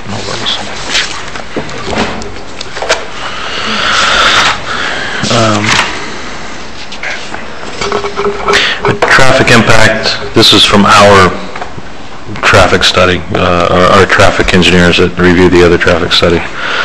Traffic impact was prepared by Crossroads Engineering Data to determine what, if any, impacts the development would have on the surrounding roadway network. The traffic study was undertaken using Miami-Dade County's procedures for determining traffic concurrency. The consultant used historical data for concurrency using count stations located near the proposed site. Background traffic was calculated for the year 2006 using Institute of Traffic Engineers Trip Generation Manual 7th edition, which is the most recent. Site traffic was distributed to the surrounding networks using the Master Planning Organization's cardinal distribution for trips, the corresponding traffic analysis zone. A capacity analysis at the proposed driveways was performed for both AM and PM peak areas. The methodology used by the consultant is adequate for this type of analysis. The consultant, let me see. Am I hearing that there's no consistent methodology, that the methodology used with one traffic study could be different for another? It's supposed to, they use the most consistent method. They used every form of review out there. And that's what our traffic engineers say. The methodology used by the consultant is adequate for this type of analysis. Question. So. Thank you. So they're taking into consideration all the things down the pike, right? I mean, all the things that will be 2 years before maybe a council will see. Or they carried it out to 2006. 1 year. It's an understatement, yeah. So anything beyond 2006, they haven't factored in? That's correct. That's just wrong. Mr. Mayor. Vice Mayor? This is the identical problem for Councilman Porter. This is the identical problem that we have with the schools, where we had to actually, I mean, it probably rings very, very true. This is the identical situation, identical problems, where the city cannot turn away valid requests, constantly for these developments and site plan approvals. You can't validly turn them away, legally turn them away, yet we don't have the infrastructure in place here as far as the roads, and we're actually getting traffic studies, and it's the same problem. And I don't know the solution, but it's the identical problem. We can deny items based on concurrency or make them create concurrency. But let me read you this other paragraph of our traffic engineers. The consultant concluded that the implementation of the proposed development would not exceed the City of Homestead nor Miami-Dade County concurrency requirements. I can't ask for any more than that. And I'm not a traffic professional, but we employ one, and that they concurred with that. So, while I understand there's traffic out there, keep in mind that our traffic concurrency standards are probably much greater than you're used to seeing on the roadways. And that's what we follow in our comp plan. It can be changed at any time. If you would like to address those, we can change those, obviously. But we do have some fairly lenient concurrency standards within our comp plan. And that does result in greater traffic. If we tighten those down a little bit, some people might not meet that, and then changes would have to occur. But yes, on concurrency, we can deny items if they don't meet it. Our traffic engineers say they meet it, and I'm not going to argue the point with them. Keep in mind that this is a development that was already approved, and they're coming back in with what we feel and what our urban designer feels is about 10 notches better than what was already there. What bigger garages, the minimum width is much greater. I mean, it's really in our opinion, a very nice development. But Mayor, that was my next question about the garages. Did they come from the 19 to 20 feet? Everything's fine then? Yes. Okay. Yes. Very good. Thank you. Any other comments from council? This is a public... A question for Mr. LaPrade. I note here in the analysis there's been some administrative variances and adherence with the urban design issues. What I don't think I see in the approval, though, is talking about those design issues, such as, I think conceptually we're trying to get away from garages, garage doors being the prominent feature at the front of a unit.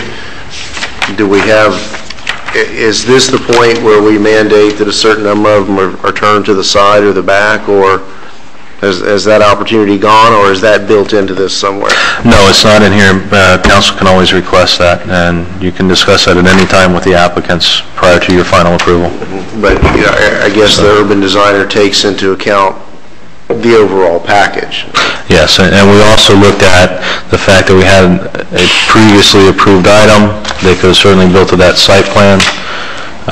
So what we're doing here is we feel since it's that much better, and we chose to... But for future projects, we earlier in the game, because Charles, you and I have, I think, visited communities where the garage doors, the entrances aren't the prominent features of the front. It just makes for a cleaner, nicer appearing community where you don't have that clutter of everything in a front driveway where you've got the side or predominance of side and rear access. Certainly, it's really makes a difference in the way a neighborhood looks and feels. That's right. You're going to see one of those in just a minute. Okay.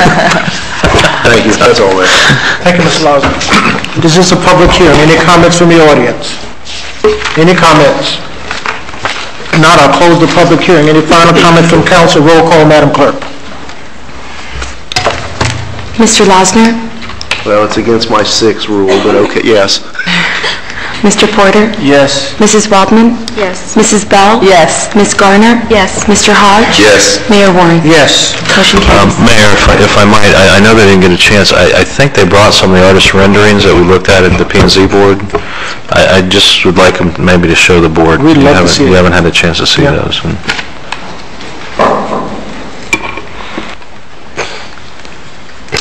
Won't take just a minute. Down, they might as well show them. Yeah, they're already here, so. I'd like to see them.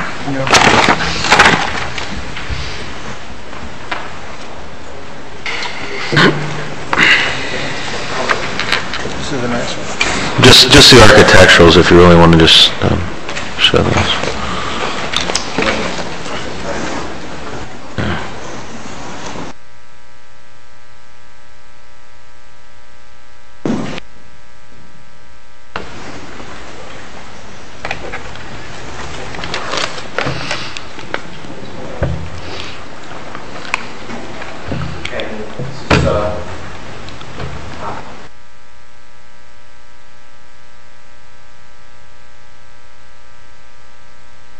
That's type of building, building 4.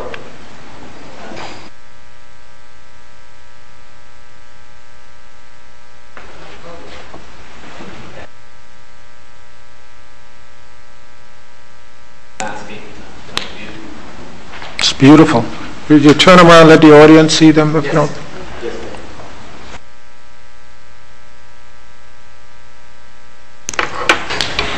Thank you. Thank you. That's a very unique design for a clubhouse. I'm looking forward to seeing it. Can you afford to live in it? Can the average citizen in Homestead afford to live in it? I believe it's going to be affordable. Average changes every day. What's the cost per unit there, around an average? That hasn't been determined. Have been determined yet? Okay. But it's definitely in line. Good. Good. And maybe a nice looking project and many other. The range of square footage? Between 2,200. Wow. 1,800 okay. And 1,800, I would venture, is probably 600 square feet larger than the majority of the townhouses being built now. Yeah. Per unit, they are larger. Much larger. Very good. There's a lot of green areas, as you see in the It's a beautiful site plan. Very nice. And the clubhouse, we played around with it a lot before. I feel Would you show the audience that clubhouse design? I've not seen one like that. this one's it, right? The courtyard and trellises and cool area. It's beautiful. Thank you all very much. Good luck on your project. Thank you. Mr. Mayor, members of the council, the fifth item this evening. Have we voted on this? Yes. We did vote, okay. Yes. He's here. I'm sorry. You're right. The fifth item this evening is the adoption of a resolution of the City of Homestead, Florida, granting final plat approval for Towngate North, located north of Southeast 24th Street, east of Southeast 23rd Avenue, south of Southeast 16th Street, and west of Southeast 28th Avenue, as legally described in Exhibit A, consisting of 225 townhouses on approximately 22.36 acres of land in Sector 11 of the Villages of Homestead DRI Plan Unit Development, and providing for an effective date. Is there a motion for approval? Motion. Second. Moved by Councilman Hodge, seconded by Councilman Porter. Discussion from council. Question, Vice Mayor. Councilman Mosner. Charles, is this the one you promised me where we would see some innovation in design? That is correct. This is the final plat approval for Towngate North, which is the one with the alleys and the rear garage parking. Yes, that is correct. Great. This is their last step. As you know, the final plat is just a legal representation of the site plan. It's already been through the ringer. 3-story. That is correct. Yes, yes. So. Charles, how many, I know this is maybe a question you can't exactly answer, how many areas do we have on the east side that are left to be developed that are zoned townhome, approximately? Acres or areas? Give me acres, that would be easier. It's very hard. In the DRI we have, in the Villages of Homestead DRI, there's, I don't remember the exact number of acres, but there's still quite a bit. Okay. Townhouse and multifamily. Actually, it has a representation of single-family townhouse or multifamily, whatever they choose, number of units type of issue. Standard areas, very few. I really couldn't put my finger on any one right now. Okay, I just was wondering how many more townhouses we're going to be approving because it's zoned. No. Okay, thank you. You answered that. Any more questions? I'd like to open the floor to public comment. If there's anybody that would like to come up and have any comment? Just an EFBD? EFBD? No. Roll call, Madam Clerk. Mr. Porter? Yes. Mrs. Waldman? Yes. Mrs. Bell? Yes. Ms. Garner? Yes. Mr. Hodge? Yes. Mr. Losner? Yes. Mayor Warren? Sorry. Item 6. Item number 6 is an adoption of a resolution granting a final plat for Augusta Greens Estates located within Sector 8 of Villages of Homestead Development of Regional Impact, GRI, as legally described in Exhibit A, consisting of 7 single-family homes on approximately 1.9 acres and providing for an effective date. Is there a motion for approval? Move adoption. Second. Moved by Councilman Porter, seconded by Councilman Hodge. Any comment from council? Public comment? Roll call, Madam Clerk. Mrs. Waldman? Yes. Ms. Garner? Yes. Mr. Hodge? Yes. Mr. Losner? Yes. Mr. Porter? Yes. Mrs. Bell? Yes. Motion carries. Thank you. Legislative matters? Right, there's only one legislative matter that remains. The other ones have been deferred. It's a second reading of an ordinance of the City of Homestead, Florida, amending the police officer's retirement plan by amending Chapter 22.5 at Section 22.5-47, Duties and Responsibilities, to allow the Board of Trustees to invest up to 50% of the plan's assets in domestic stocks and up to 10% of the plan's assets in foreign stocks, and to lay a prudent trustee standard of liability providing for severability, inclusion in the code, and effective date. This is a second reading and public hearing. Thank you. Move second reading. Moved by Councilman Porter, seconded by Councilman Hodge. Any comments or questions from council? Any public comment? Roll call, Madam Clerk. Ms. Garner? Yes. Mr. Hodge? Yes. Mr. Losner? Yes. Mr. Porter? Yes. Mrs. Waldman? Yes. Mrs. Bell? Yes. Motion carries. Thank you. Business from the city manager? I think that's it, yeah?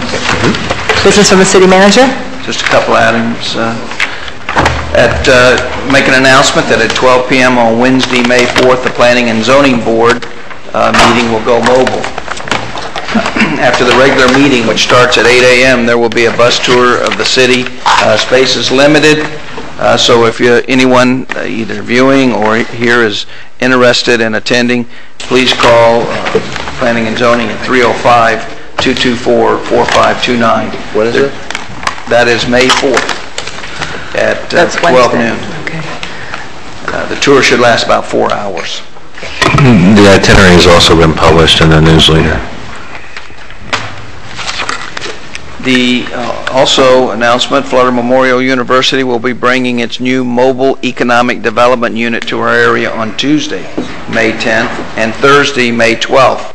The staff will provide the following services at no cost to residents: one-on-one counseling in the areas related to small business startup and expansion, concept development, business plan preparation, market plan preparation, loan acquisition, housing assistance, small business, and housing loans. The trailer will be located at 1 Washington Avenue in Homestead from 10 a.m. to 4 p.m. Again, those dates are May 10th, which is a Tuesday, and May 12th, which is a Thursday. And lastly, announcement that today the city closed on the new City Hall site a portion on the grocery store, the dollar store, and the parking lot related to the grocery store. So, good thing. Thank you very much. That's all I have. Any update on the utility director's position yet? We are currently having a person do the backgrounds. We're expecting those back shortly on 2 individuals that we're considering heavily. That's good. Thank you. Ms. Wallman. Yes, Mayor, thank you. We were having a discussion earlier. I think Mr. Sullivan's already left the building, but we were talking about the dust. And we here in the villages now have all the dust that Keys gave in because of the shifting of the wind. So basically, Rick, I wanted to ask you, Rick Chandra, I wanted to ask you if there was a way that we could mandate these developers to go down and wet down their sites, and make it conditional. It's terrible. Mrs. Wallman, members of the council, the specific I think you would be talking about is the berm that's being demolished at 328, and we let them demolish it with the caveat that they have a water truck out there continually during the operation, specifically to wet it down, try to keep the dust down. I believe it has helped. We're also a little bit lucky in a way, the way the wind is shifted a little bit, also lucky that weather this morning was a little heavy as far as the air was quite heavy, and it kept some of the dust down just by itself. It's just been going on though for so long, and I mean there are people who are suffering with allergies and asthma and health problems, and as I pull out of the villages on North Canal, the development right there on North Canal and Hummingbird, the name of that development escapes me right at the moment, but you just see the dust just swirling in little cyclones. I mean, it's just unbelievable, the dust. The problem with the dust simply is the fact that the material you're dealing with was called marl, and when it gets dry, it's like talcum powder. Yeah, it is. When it gets wet, it's like clay. There's no good time in which you can move it or actually work with it. And we can keep on telling them to wet down like the berm, that's an area that's controllable, but to wet down an entire site of X number of acres, that's almost impossible to do. Well, we are trying, trust me, but it's not an easy thing to do, ma'am. Okay. I'll just move on. Thank you.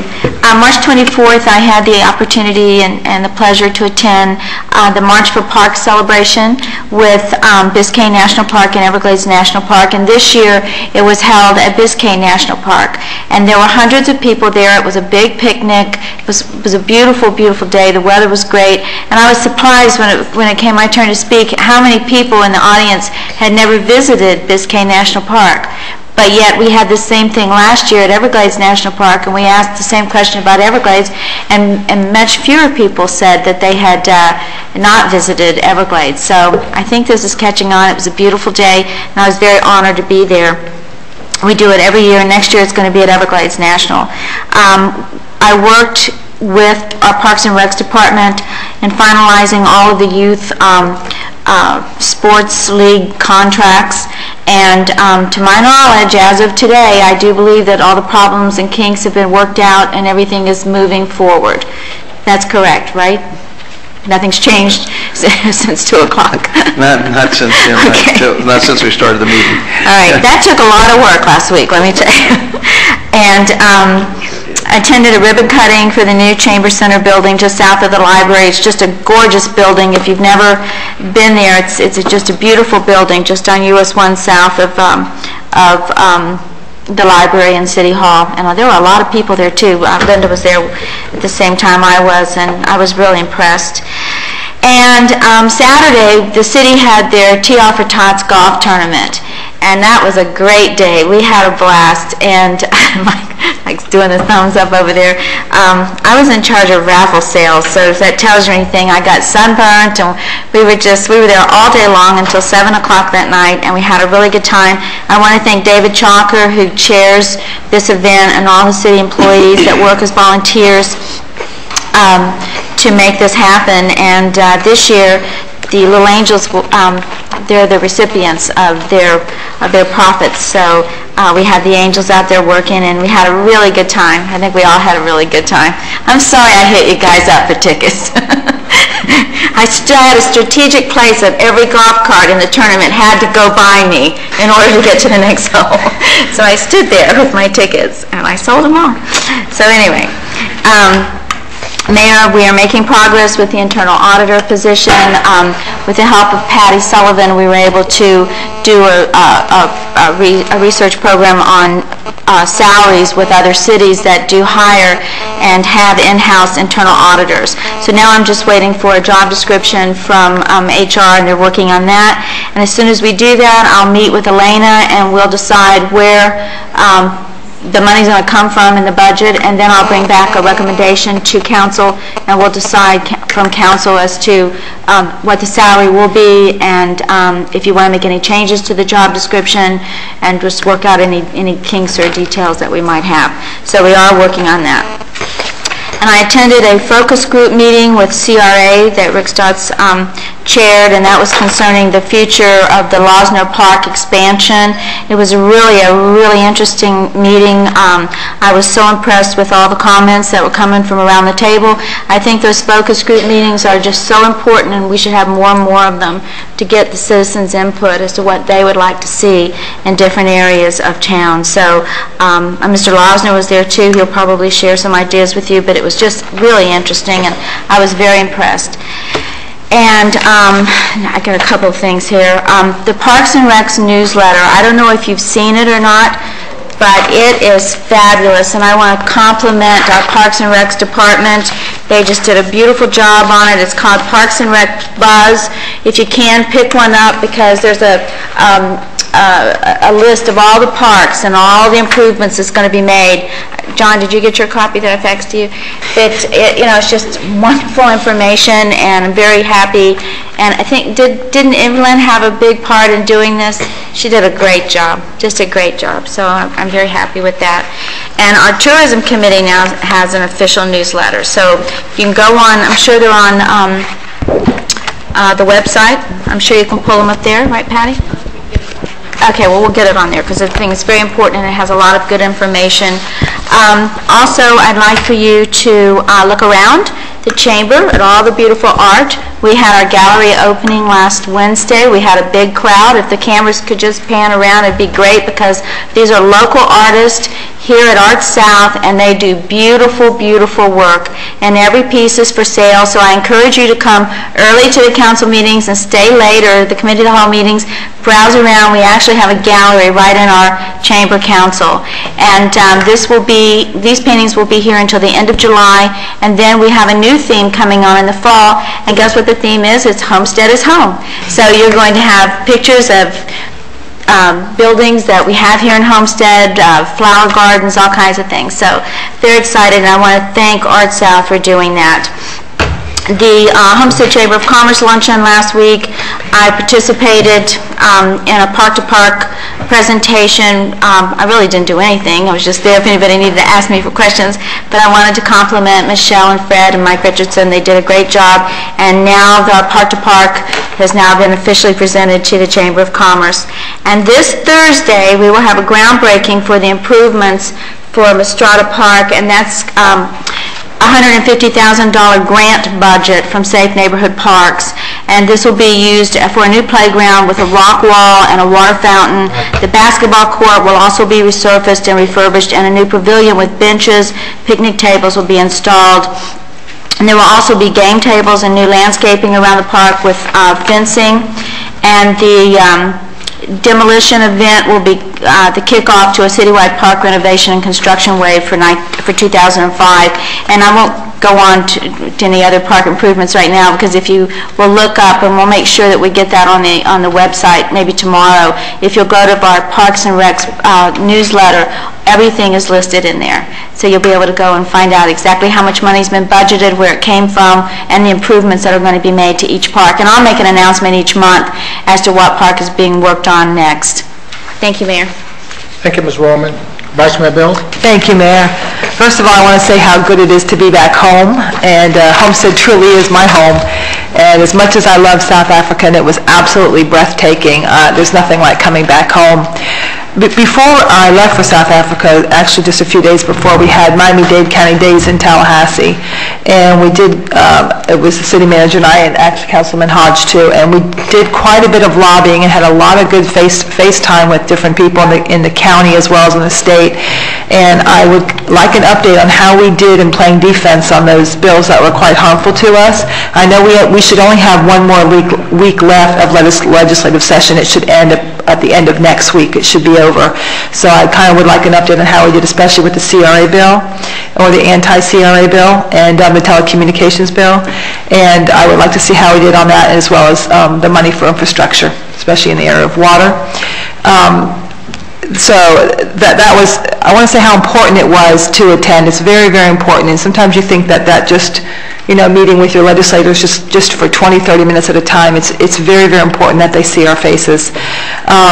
Also attended the ribbon cutting. It was very, very nice of the new Chamber Center. And no, it is not the new Chamber of Commerce Center. It's called the Chamber Center, because we keep getting asked that. Also, this past Saturday night, the Farm Bureau had its annual fundraiser, and it was a very, very successful event. And the City of Homestead, we presented a proclamation to the Farm Bureau and to two gentlemen who were well-deserving. And also, I think that the very day after I got back from South Africa, I specifically attended the Chamber of Commerce luncheon so I could hear the park-to-park presentation, and it was really an excellent one. Thank you, Mayor. That's it. Thank you, Vice Mayor. Councilwoman Garner. Thank you, Mayor. Mr. Shahada? Do we have an update on the lighting on Farm Life Road between Palm and North Canal? I know we've been asking for a while.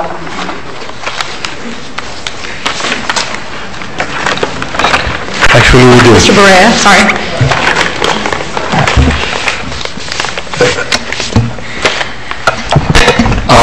Regarding the lighting on Farm Life, right now we're in the process, we're working with FPL, this is in the FPL area, so we're working with them to see there are several options that we can look at in terms of actually putting the lights up. One is using their design team, and that would force us to pay them up front for whatever design they do. Another option is for us to do it ourselves and just have a connection point to them. We're looking at the options to see which one better fits our needs in terms of the fact that we have the new decorative lights that we want to use, and we want to make sure that if we go, we put the lights that we want up there, not the lights that FPL would provide. Right now, our electric department is working directly with FPL on that. And as soon as they have a number in terms of the cost that it's going to be for doing that, we'll bring it forward to council for approval. Okay. If there's anything that I can do to speed that up, please let me know, because I know we have a lot of residents concerned about that, and it's been a while. Thank you. Last council meeting, I brought up the blasting, and I didn't really get a response from the residents on any problems that they've had, but I was talking to our risk management analyst, Priscilla Thompson, and our development services department, and they're coordinating with a representative from the state fire marshal's office. They're going to have someone here at our next council meeting so they can explain the process to the residents. Anyone who has any problems, they'll give them contact information, and any questions council has, he can explain to us. So hopefully they will be here next meeting. We're working on that. And one last thing, it's not that big of a thing, but I know a lot of ladies will appreciate this. Council just approved new bathrooms for Harrisfield Pavilion. So those of you who attend all the events there will be happy to know that we will soon have new bathrooms. Thank you, Mayor. Thank you, Councilwoman Garner. In regards to the lighting, do we have now procedure in place to avoid the delay from happening again in other developments? Now, how could what we need to do so that when the development is complete, the lighting is part of it? And Mr. Mayor, this is, we consider it a major thoroughway, and the code addresses thoroughways, but really it's a policy issue, and it approved one by one individually. Today we had a meeting with the manager, and we agree we're going to have it a part of the requirements for new developments. But the issue we have to be considering here, the energy cost when we take over the lights from the development. And this is a public right-of-way, so it wasn't. If it was in a subdivision, they would be required to provide their own lighting to residents. But since it's a public right-of-way, it wasn't a requirement. But we're addressing that issue. Shouldn't they have been paying for it, though? Actually, this is one of the approach we're going to be talking to them, because we think we have enough room in the code in our interpretation to ask for it, but we'll see. Thank you. You're welcome. Mr. Hodge? And thank you, Mayor. I just have one announcement, and it's on the subject of lights, but it's good news. Last year, around Halloween time, the ministers, Southeast State Ministerial Alliance, used to get together and have what they call Hallelujah Night. It's an alternative celebration for Halloween night for the youth in the community, and they usually host that at the Roby George Park. And of course, with daylight savings time during that time period, it gets dark earlier. And there was a portion of the park that was really, really dark, and the kids kept going in that area. And the off-duty police officer that was doing security detail that night actually had to, shine their lights in that area to kind of brighten it up so we can see what was going on. And had some adults to go there and make sure everything was, kosher over there in the little dark corner. So the city have installed some new 400-watt floodlights in that area, so it should be a much safer place in the park, and the entire park should be lit up. So we just wanted to announce that. We tried to hand it over to our parks person to announce, but, you know, they want to make me talk, you know, but, so we just want to, you know, thank the city and you know, for expediently doing that and making our parks safer for our youth at night. Thank you, Mayor. Thank you, Mr. Howard. Councilman Losner? Well, thank you, Mayor. Many of the issues that I had jotted down here tonight have already been addressed, but I do want to announce for those of you who were not able to play golf at the city's tournament last weekend or just can't get enough of it, that the Keys Gate Charter School is having their first annual, and I know it's not really proper to say first annual, it's the first and hopefully an annual event golf tournament. This year's project is to raise funds for a computer lab, and that will be on Saturday morning, May 14th. So if you're interested, you can contact Keys Gate Charter School and be involved in that fundraising event.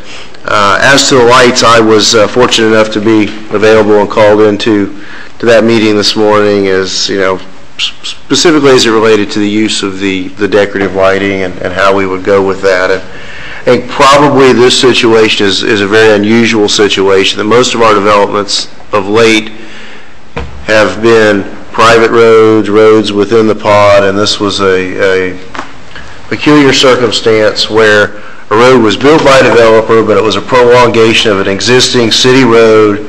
It's dedicated as a public road, and when you overlay that it's FPL service territory within the city limits of Homestead, it's a very unusual situation. But just the short meeting, the portion of the meeting, I think probably ended up lasting 45 minutes or an hour this morning. I think we do have a handle on it, and there probably are some code issues that in the future, when this rare exception these factors do come together, that will be covered, not at the general public's expense. We'll see. I think we'll see some legislation coming forward on that to, again, tweak those codes and address those issues that until now have not been issues. And that's all I have, Mayor. Thank you. Thank you, Mr. Larson. Did you make it to that scholarship meeting, South Bay? Didn't you represent the city at a Patty? Oh, okay. No, so no. Mr. Porter? Just one thing, Mayor, and we've all spoken about golf tournaments and all the activities. I mean, the Explorers were here tonight. I mean, we played at Keys Gate, and I think there were more Explorers out there working than there were players. And I don't know how the kids do it or how Detective Deegan gets them motivated to do it, but it'd be nice if maybe the chief could talk to Detective Deegan and see if maybe there's something that we could do as a council, or maybe we could solicit some help to maybe do something nice for the Explorers that they might need as an organization. There's got to be something that they're short of. But again, nothing at this particular moment. But if they have a need, we lean on them on an ongoing basis. I'm sure they'll be at Keys Gate helping with the program out there. They were at the Tee Off for Tots. They're downtown Main Street. They're everywhere. And I know they have their own building over here. Maybe there's something that we could do to help them have a little bit better facility within reason. But I think it would be nice, Mayor, if we could ask them if there was something. If we could ask them if there was something that they as a group would like, maybe we could address it or try to address it. And because we do, I can't believe these kids. They worked all day Saturday at the golf tournament when I was trudging around behind Mike Shahada trying to find his golf ball all day. But I was out there looking for mine too. But we had a good time. It was a great tournament. But I really would like the chief to ask if there was something that we might be able to do, Mayor. And if there is, we'll bring it back to the council and see how we could approach it. That's really all I had, Mayor. Thank you, Mr. Porter. I have 3 items on the agenda. The first is to appoint the Vice Mayor to the Education Facility Benefit District Board as the council representative. Is there a motion for approval? So moved, Mayor. Moved by Councilman Gardner, second by Councilman Porter. All in favor say aye. Aye. Opposed? Item 2 is the appointment of Kyrie Salters and Carly Sutton to the Mayor's Youth Council. The motion for approval? So moved. Second. Moved by Councilwoman Garner, second by Mr. Porter. All in favor say aye. Aye. Opposed? And I'd like to read this proclamation declaring the month of May as Civility Month. Civility Month.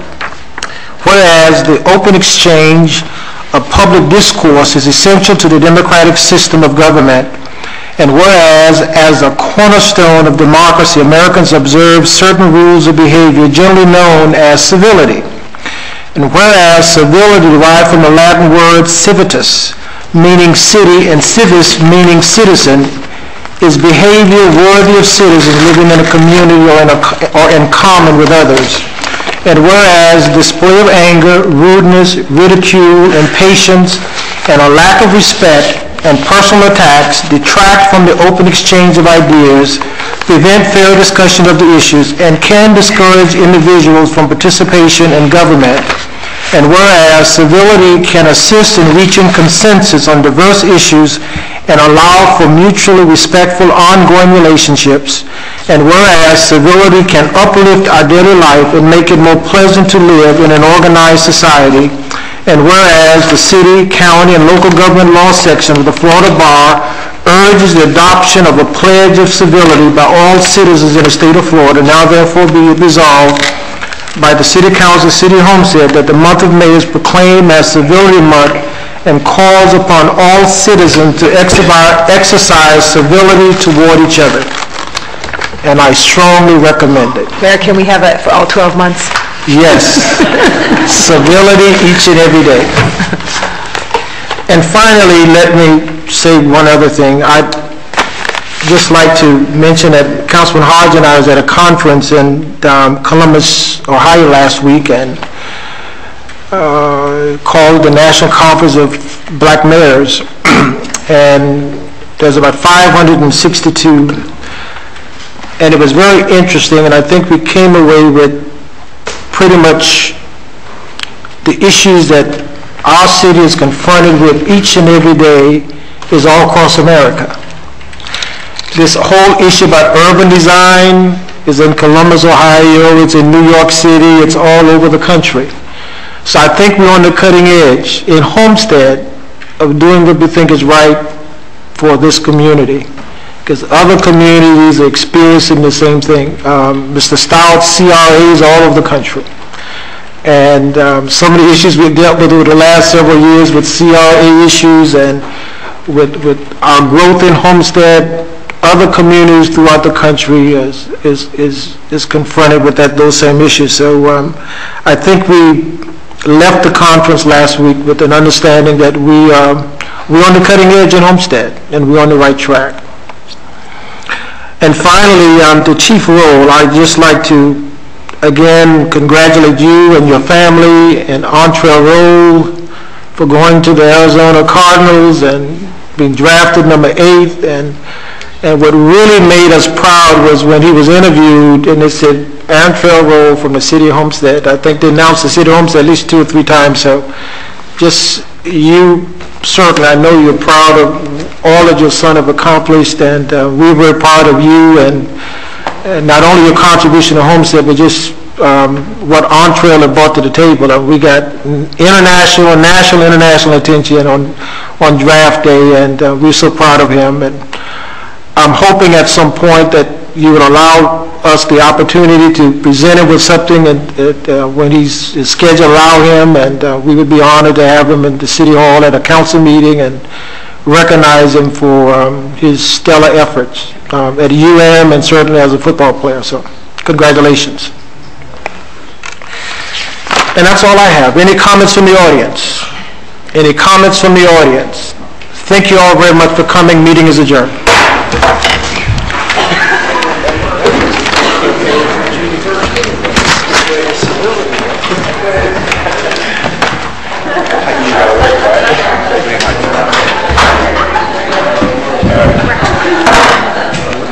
Good night.